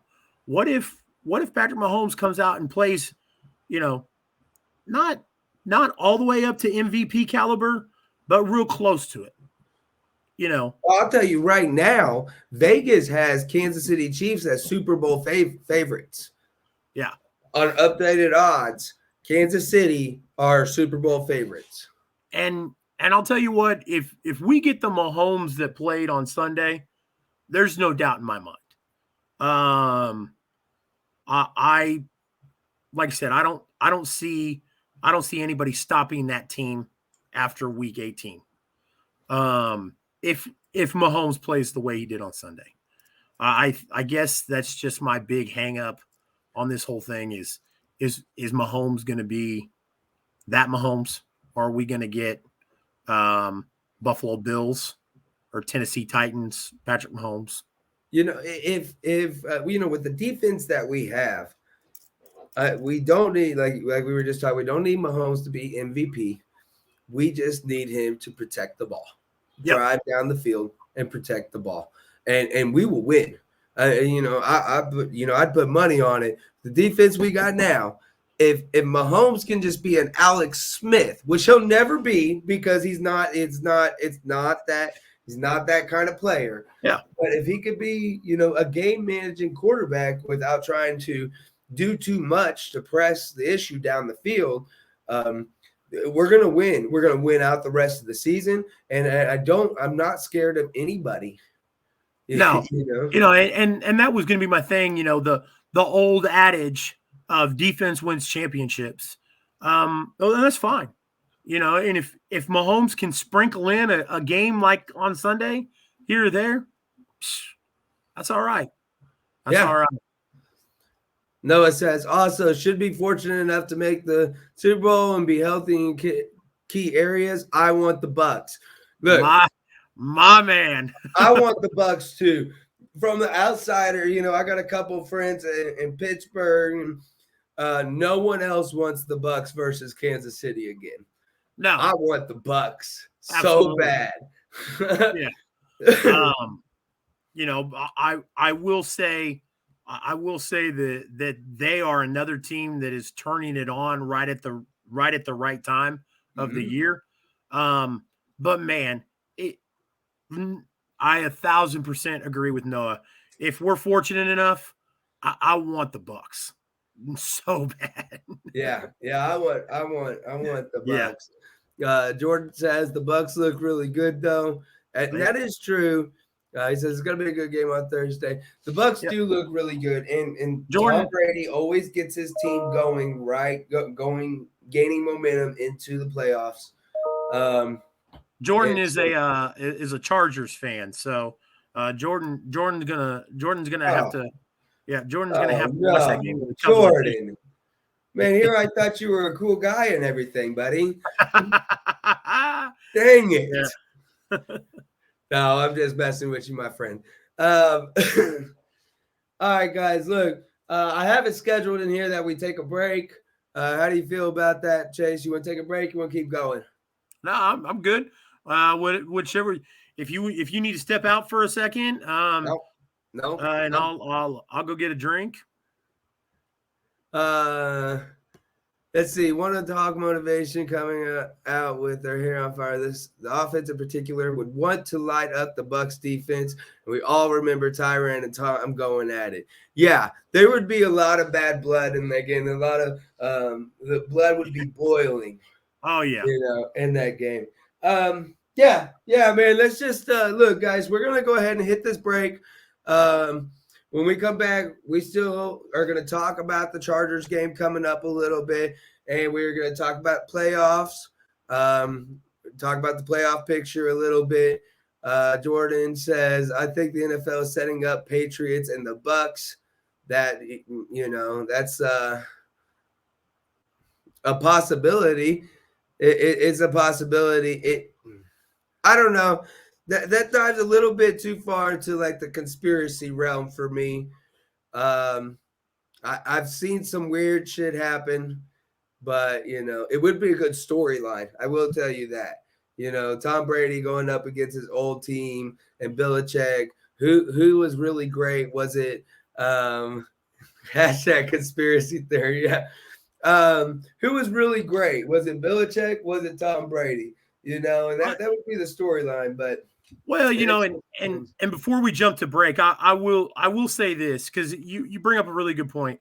When Tom left and Tom goes to Tampa Bay and takes Tampa Bay to a Super Bowl and wins, a lot of that talk started to quiet down about Tom always needing Bill, and that it was Bill that needed Tom, and then this year.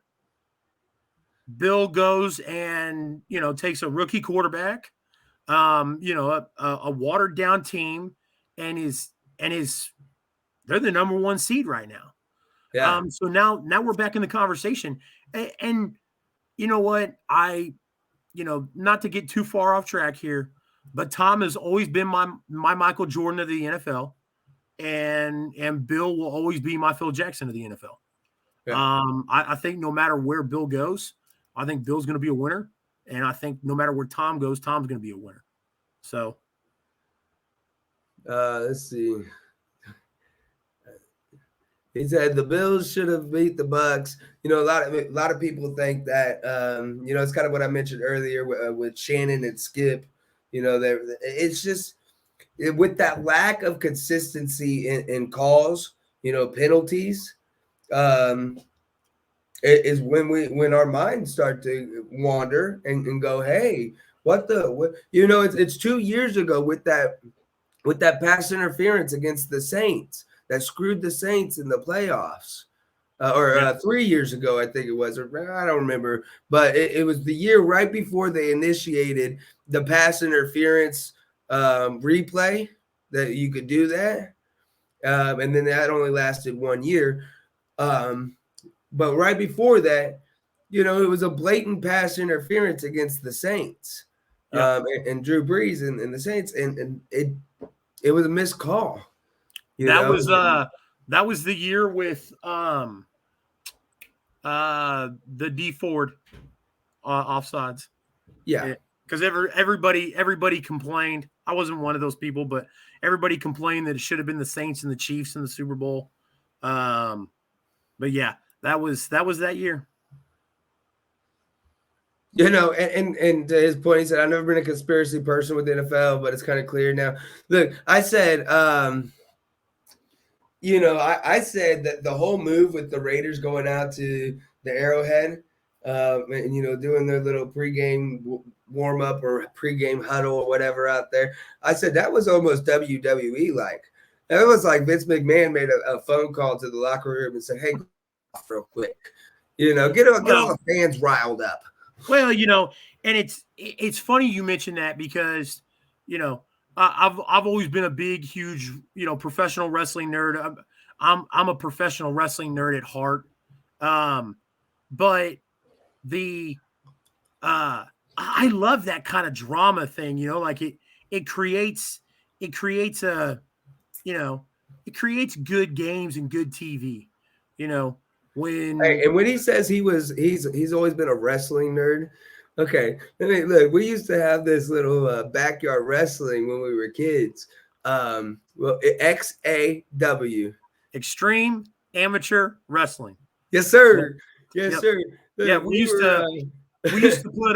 to put James's little brother Corey in a dog kennel and throw him down the stairs.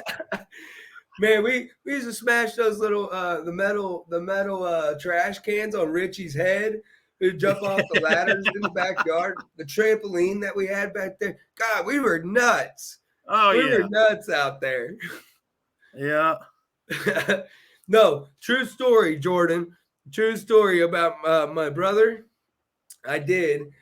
We did shove him into a dog kennel. Did we or did we not put pillows in that mother? We did not.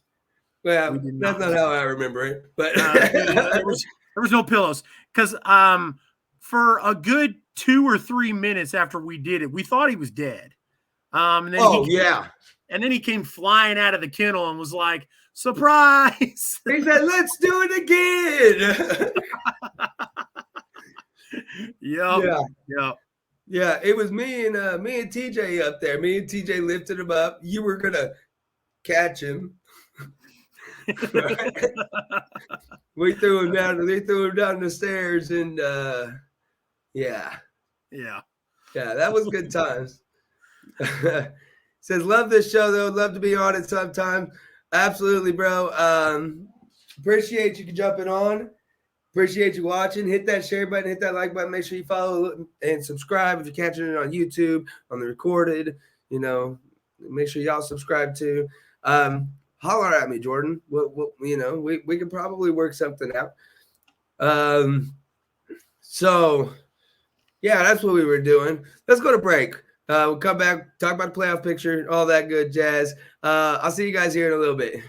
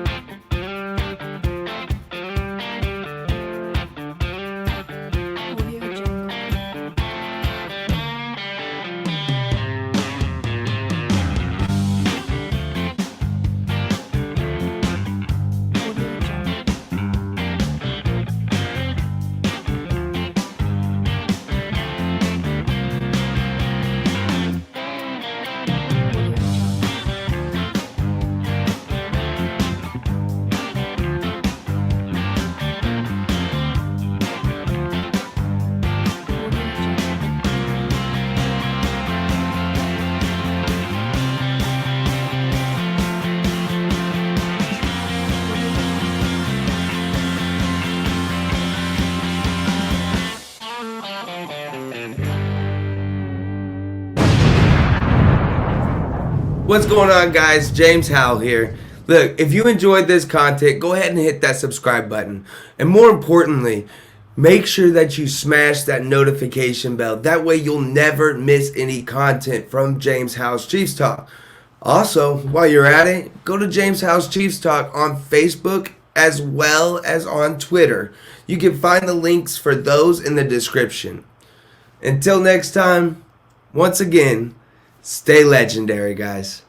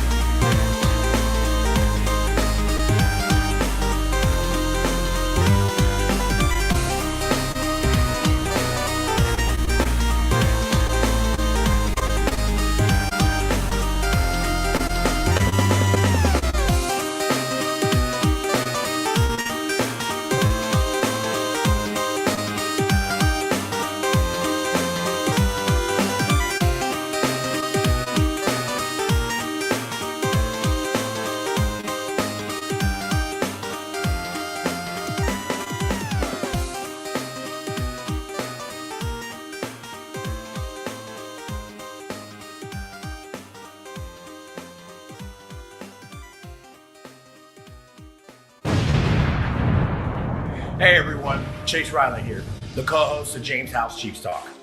I wanted to take a moment to share with you guys that when I'm not on this legendary podcast, I'm out trying to help build our brand and the legendary community that James and I speak so much about. And by doing so, I started Chase Riley Sports. So it would really mean a lot to me if you haven't already to go like and share my page and make sure you adjust the notifications accordingly so you never miss anything I post. That's right. It's extremely simple. First. It's just C.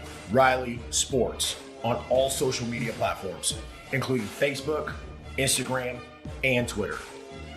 Like I said, guys, it would mean a lot to me to have you guys join us on this journey. And until next time, stay legendary, my friends. What's going on, guys? Welcome back to Jaymes House Woo! Chiefs Talk. If you're just joining us, my name is Jaymes Howell. To my right, my legendary co-host, Chase Riley. If you haven't already, make sure you go to Facebook, follow us on Facebook, on Twitter, on YouTube. You see our hashtag or you see our handles right there. Chase is at C Riley Sports. I am at Jaymes Howell 1. You can find us all social media platforms, Instagram, TikTok, everything. Everything that's out there, you can find us. Real quick, Jordan says, rest in peace, Jeff Hardy's WWE run. That was in reference to what we were just talking about. That is kind of a bummer. Jeff Hardy was always a fan. He's got, like the Undertaker was always my guy. They come from like the same era almost. Yeah. I always liked the Undertaker. Of course, everyone likes Stone Cold Steve Austin and the Rock and Sock connection. That was cool. Our buddy Stitch, whose nickname is Stitchamania. I wonder who his favorite wrestler was. Anyways, back to football. We got a game coming up this Thursday. Got a quick turnaround. We can't enjoy the win against the Raiders for too long because we have the Chargers right around the corner on Thursday night. Noah says, Hall and Nash, NWO got me into wrestling. Yeah, back in the WCW days, really, that's when it Sting, that was another one, a big one for me. La Parka, the chairman of WCW. Yeah. And that's that's when wrestling used to be really good. I was big into wrestling for a long time. And then it was like once I got out of high school, I kind of stopped watching it. And then I try to get back into it every once in a while. Just not really for me now. It's just not the same as what it was. Yeah, the entertaining factor of it, and you can chalk that up to a few things. You can chalk it up to, you being more mature, that stuff not appealing to you because of your age, grown out of it, if you will. Like I was telling Noah, 2001 was really the drop off in popularity for a lot of people. I had my drop off. I always loved it for the athleticism. Those guys, it amazes me. It always has. And to grow respect and a passion for that business. Those guys are on the roads 360 days a year, going out there and taking, while yes, it is scripted, it is theater. Well, you have to be. I mean, there's a reason why you see these guys and they're ripped. They're not. Besides Mark Henry, who used to be the strongest man in the world. You don't see big old chubby guys out there. Well, you don't see guys that are out of shape and smokers out there. You have to be, physically capable. And, me and you, we talked about this before the break. We did our own little experiment with wrestling and backyard. We know firsthand that shit hurts. Yeah. I mean, it's, like I said, while it is theater, it is staged. They do tell these guys, hey, this is what you're doing. I mean, you can't fake falling off of a 20-foot ladder going through a table. Like, so one of my favorite memories is Mankind getting chokeslammed at Hell in the Cell, off the cell into thumbtacks on the bottom. You can't tell me that those thumbtacks didn't insert his body. Yeah. That shit hurt. Yeah. I guarantee it. Well, and so just the conditioning that those guys go through, the athleticism. It's the only reason. It's the huge reason why I still hang on and watch a lot of the product that I watch still. But yeah, it's always super fun, especially like, when guys like Noah who haven't watched since 2001, chime in. It's so nice to get that nostalgia feeling back, to go down memory lane. You know, I still keep the I have a Peacock membership. Peacock pretty much merged with WWE Network. So if you have a Peacock, you can get on there and watch all the old time Raws and Yeah. all the Nitros and all Yep. the pay-per-views. It's fun as hell, sit and have a few beers and watch Stone Cold, Craig a few beers back as well. And Yeah. Hey, that reminds me. Remember Eric Fisher? You remember Eric? yeah. Hey, I, Bud Light paid his fine. Budweiser paid his fine. Yeah, I have a T-shirt with an artist drew like an animation. I love Nice. that. Yeah, Nice. Hey, look, Noah says the competition Monday Night Wars, Attitude Era rivaling back and forth brought out the best from everyone. Without competition, McMahon and WWE struggled to capture the attention and seemed to phone it in from a creative aspect. And you know what? Yeah. You know what really set McMahon over the top and the WWE over the top was the sex appeal.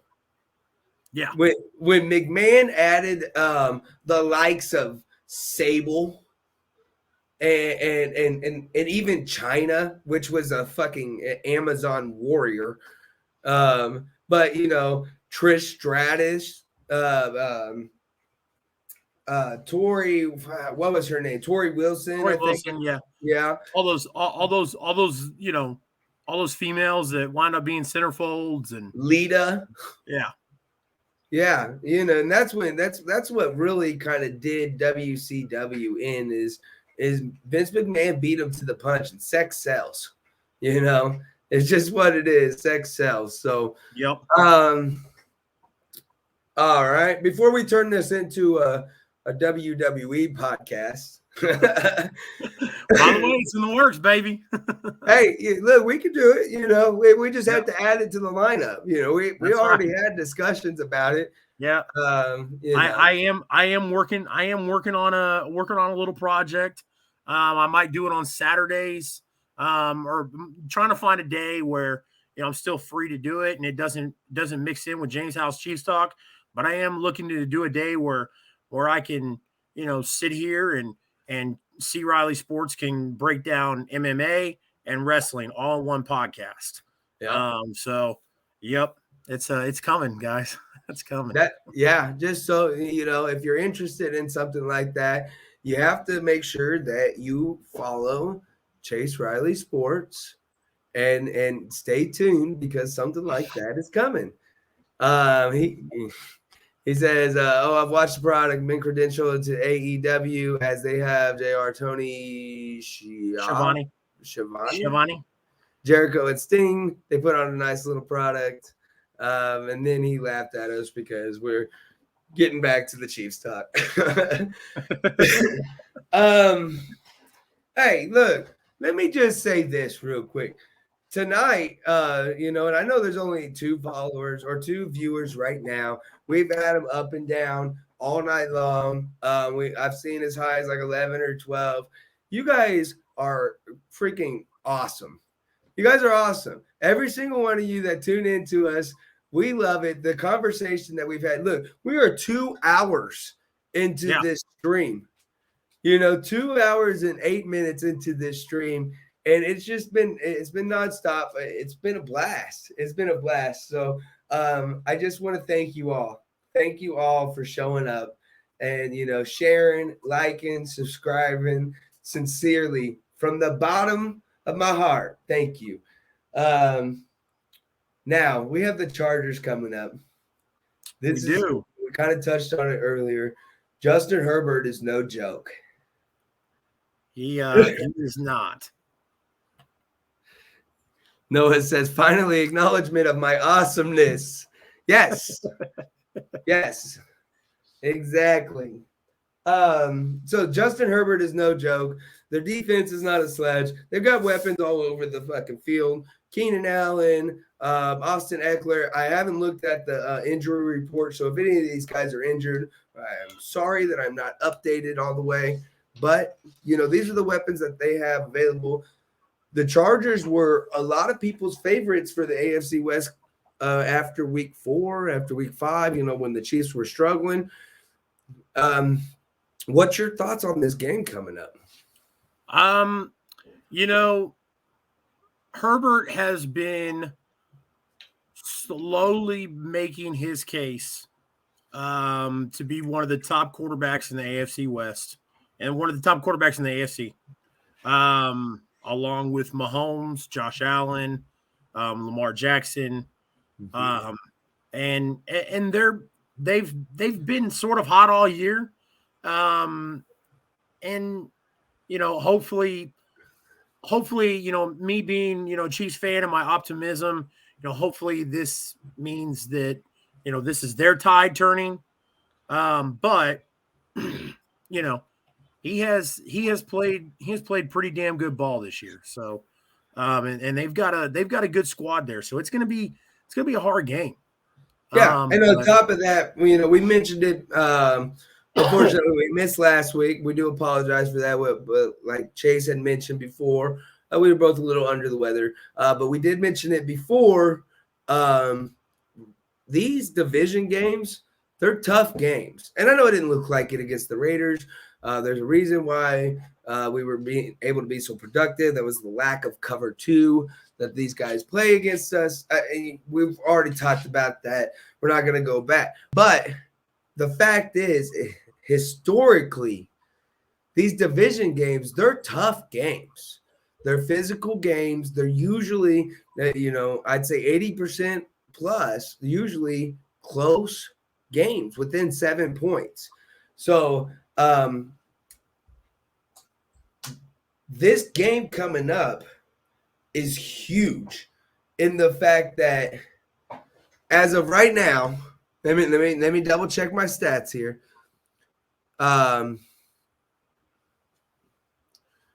Let's see here. AFC West. As of right now, the Chiefs are 9-4 and the Los Angeles Chargers are 8-5. If we lose this game coming up, both of us sit at 9-5. The Chargers have the tiebreaker. Yep. And that gives them control of the AFC West. And all they have to do is win out at that point. We can't even talk about the number 1 seed until we get past the Chargers. That's correct.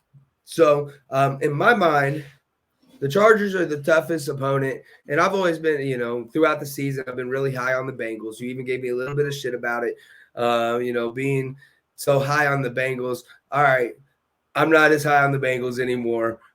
The Chargers are our biggest opponent, for the rest of this season. Bengals kind of pissed me off when they lost to the Niners and ruined my set of picks. Yeah. I was almost flawless until they did that. Noah says that defense can be had if the Chiefs can get out of their own way. If we can block Joey Bosa, Herbert and those other weapons, including tight ends Jared Cook and Derek Parham, who are gigantic problems for guys like Sorensen. This is why these are some of the reasons why I think this game is gonna be close. It's gonna be a very tough game to win because there are mismatches. Across the board. These are no chumps. This is one of the elite offensive teams. And we talked about it earlier about the defense. They're going to have to prove it against one of these elite teams. This is it. This is one of those teams. There are mismatches. Daniel Sorensen, I know he's been playing out of his mind recently. Memories of him blowing coverage are not too far behind, I forgot that. And so, I'm not comfortable with Daniel Sorensen. We're going to be down Chris Jones. I think that's going to hurt our pass protection. I think it's just going to be a tough game all around, both offensively and defensively. Yeah, no, I think it'll be a tough win if we get it. I don't see this. I don't see the Chiefs going out there and stomping the Chargers in the mouth. I think it begins and ends with Justin Herbert. Find a way to contain Justin Herbert, and I think the Chiefs will. I think the Chiefs will make it possible. If they let Justin Herbert play the way he played last time and the way he's been playing, Justin Herbert's looking at 3,800 passing yards, 30 touchdowns. He's only thrown 11 interceptions. He's had a good year. Yeah. He's got an average 100 QBR rating. He, like I said, he's having a good year. So if they find a way to contain Mr. Herbert, then I think it will work out. Noah says, I hate when Dan makes plays because I justify Spags playing him more snaps, and we know on a consistent basis he is not a quality football player.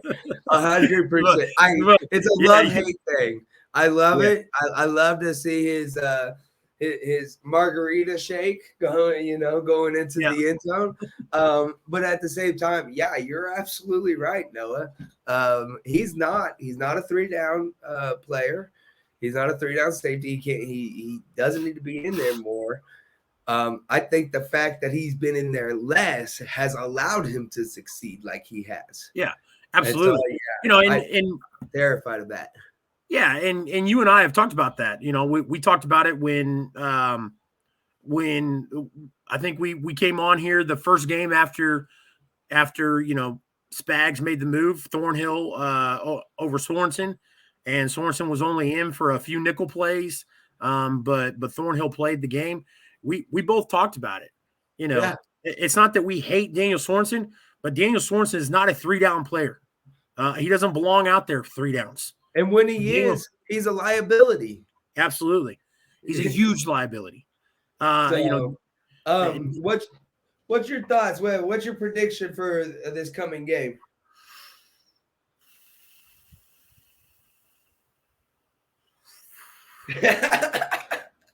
I know.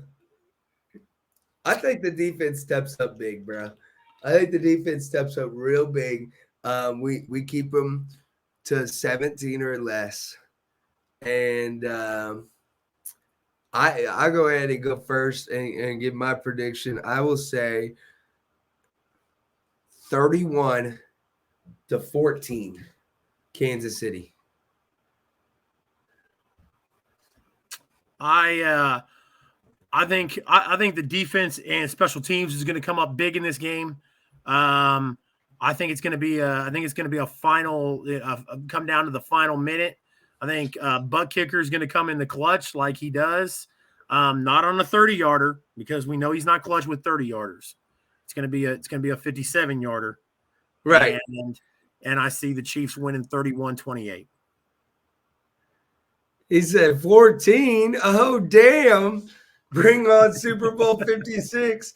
Hey, I might be a little bit optimistic, but that's just how I see it unfolding. Come talk to me when they hold them to 14. 31-28. You said what? 31-28. 31-28. That's a close one. That's a close one. I said, it's gonna be won by Harrison Butker in the final minute. Yeah, from 57. From 57. Yeah, I'd feel a lot more comfortable than 27. All right, so look, I just wanted to kind of talk about the playoff picture because it's kind of nuts right now. So we've got the leaders of each division, right? The Patriots, the Titans, the Chiefs, and the Ravens. But then after that, there's the 3 wild card spots: Chargers, Colts, and the Bills. Which To think that the Bills are holding on to that last wild card spot is unreal because of the start that they had. Agreed. Okay. And then, so the Colts, the Bills, and the Browns. You know what? Give me just a second here.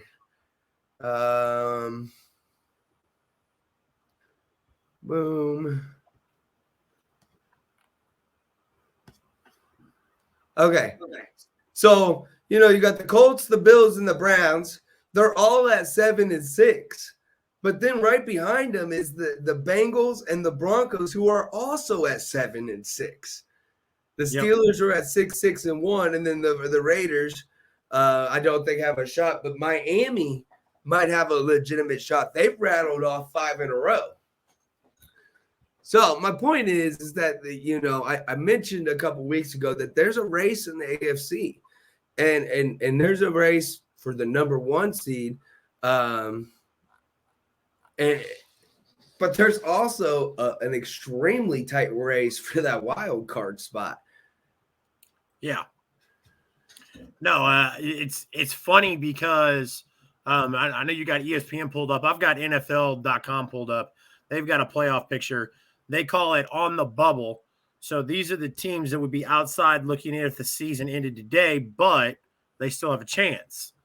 And they've got the Browns, the Bengals, Broncos, Steelers, Raiders, Dolphins. On the NFC side, they've got the Vikings, Eagles, Falcons, Saints, Panthers, Seahawks, Giants, Bears. Yeah. So it's just crazy to see how, we're in we just ended week 14 and this thing is still really open. Well, how big of an impact is that last game, that additional game gonna have? I almost love the dynamic that it's creating. Yep. And I don't know if that's, because of the additional game or just the parity within the NFL. But I mean, this is crazy. We got 5-6 teams in contention right now. So Noah just said something real quick. He said, first off, he says Chiefs 34-33 to over the Chargers. That's an extremely close game. And the problem I have with that is I don't know if the Chiefs score 34. I'm not confident that they do at all. And that's also Noah, I'm a defensive guy. That's a little bit disrespectful. That's a little disrespectful to the defense there. You say they're going to allow 33 points. I don't see it, man. They haven't allowed more than 10 in like 5 games. No Chris Jones. He says no Chris Jones. Yeah. That's my thing. The argument. I do think that, I believe that this defense has been put in a position, depth wise, to come away with the victory. But I don't think we're going to see a less than 9 or less than 19 points from this defense like we usually see without Chris Jones.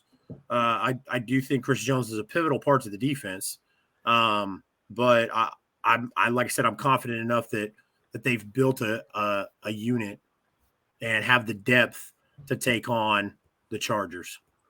I just don't think that if there's no Chris Jones, there's going to be double the amount of points that if there was Chris Jones. I with a healthy Chris Jones, I don't see him scoring more than like 21 points. And, I was thinking more like along the lines of 17. You double that up, it's 34. This defense, I mean, it hasn't allowed, it's like 9.3 points per game since Melvin Ingram showed up. And they showed, like, okay, if it was a fluke, that's one thing. We could all kind of be skeptical about it, but they've shown the consistency over 6-7 weeks now that they're going to be good. I know Chris Jones is a pivotal part of this defense, but I think that next man up mentality just kind of kicks in. I still see Dan running back deep, but teams haven't been taking advantage of it. Justin Herbert will. Yeah. Yeah. And that's kind of what I'm worried about at the same time when Dan's on the field. So I guess it kind of depends on how they decide to attack this Chargers offense. But when Dan's on like we said, when Dan's on the field, he's a liability. He is. And I don't care how many plays he's made this year. The bad plays have outweighed it still to this point. So Jay Claiborne says Raiders got stopped. Oh boy, did they ever? Did they ever? Me and Chase Riley here. We were able to go to the game. We're lucky enough to be at the game. It was probably out of all the games we could have went to, because I probably only get to go to the one this year. Out of all of them we could have went to, that was probably the best one. The weather was perfect, the outcome was perfect, and it was a party at Arrowhead. Oh yeah. Yeah. Oh, yeah. It was great. It was great. Yeah. So so I think, like I said, I think the Chiefs win. They win big. They take a firm hold. Okay, so if they do win, that puts us 2 games up in the AFC West with 3 games to go. So we have a pretty good firm hold of the AFC West. This is a huge game coming up. Unfortunately, we only have just a couple days to prepare for it. And the Chargers are going to be a little bit more rested than what we are. So, all right, bub. Hell of a show tonight. Anything you want to add? No, I mean, as far as the playoff picture goes, like I said, we talked about the Chiefs and the Chargers. New England is going to play the Colts. I think that's going to be a good game. We're going to find out. We're going to find out just how legitimate, that run defense is with Jonathan Taylor coming to town. New England's got a good matchup there. And then Tennessee versus Pitt. Pittsburgh is going to be really interesting because I don't know, man. I could see Pittsburgh coming in, looking for revenge because they have not looked very well lately. But it's crazy because they're always in contention. Almost, it seems like. Well, they always find a way to get into the game. It's right. Like they haven't been showing up at the beginning. They need a fast start. If they get a fast start, they'd be good. Yeah. And as long as Chase Claypool ain't celebrating and dancing, while they're trying to run a hurry up offense, they'll be good. Yeah. So that whole thing with Tennessee and Pittsburgh, if Tennessee comes out and mollywops them, cool. That just looks better when we go play them in a couple weeks.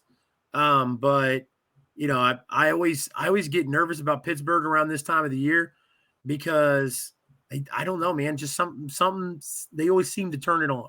So yeah, and it's the culture, man. They've got a winning culture out there.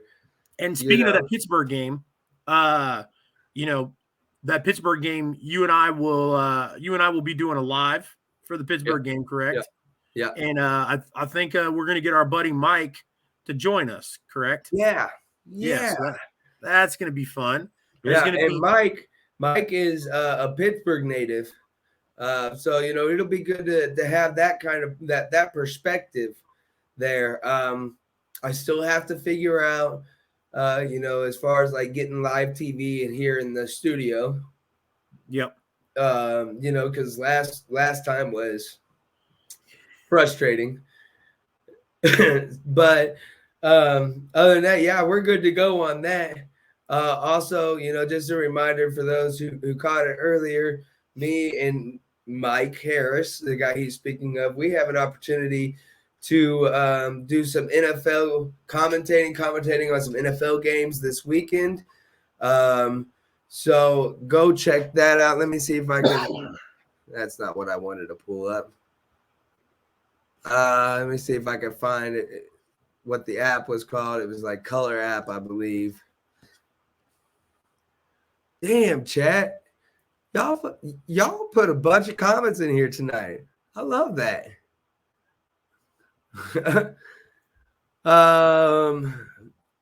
Let's see. Mike Harris Colorcast app. It's on the App Store, iOS. Go check it out. Watch for me and Mike Harris on there. This is a big opportunity. It's more of a tryout with as many people as we can get in there and like that stuff. That would be fantastic. So go check that out. All right, man. Well, I'm done. Chat, y'all got any questions? Anything to add? Noah says, any thoughts on Elliott Fry, the kicker we added to the practice squad due to COVID? Scouting report on him? Just kidding. No, I don't have a scouting report on him.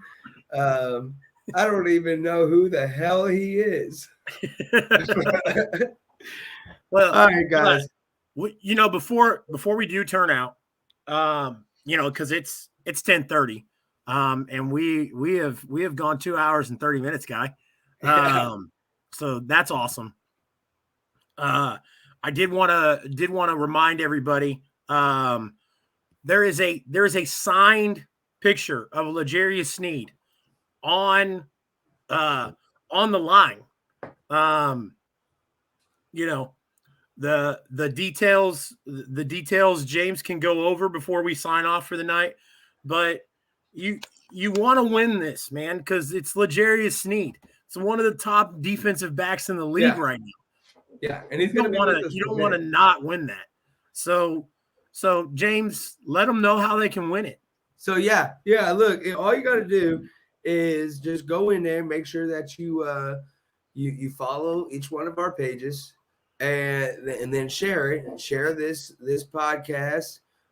Share this show that you are watching currently, and then just either message me or hit the comment thread or notify us in some way that you did it and you got an entry for this L'Jarius Sneed photo. It is signed. You can see right there. It is signed by L'Jarius Sneed. It is actually, if you look, no, I don't have it up. It's over there. I've got the same one over there. I did have it hanging up, but it does have the certificate of authenticity.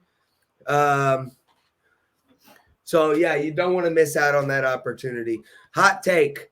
Fitton is our best pure cornerback, but L'Jarius is a better all-around football player.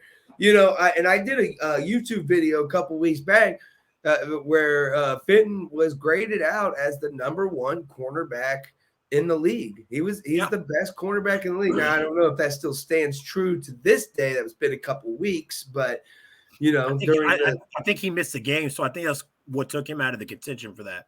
Yeah. So but at the time of that recording, when I did that video, he was the #1 cornerback in the league, and so I'm a big Rashad Fitton fan. I like L'Jarius Sneed, and I like L'Jarius's story.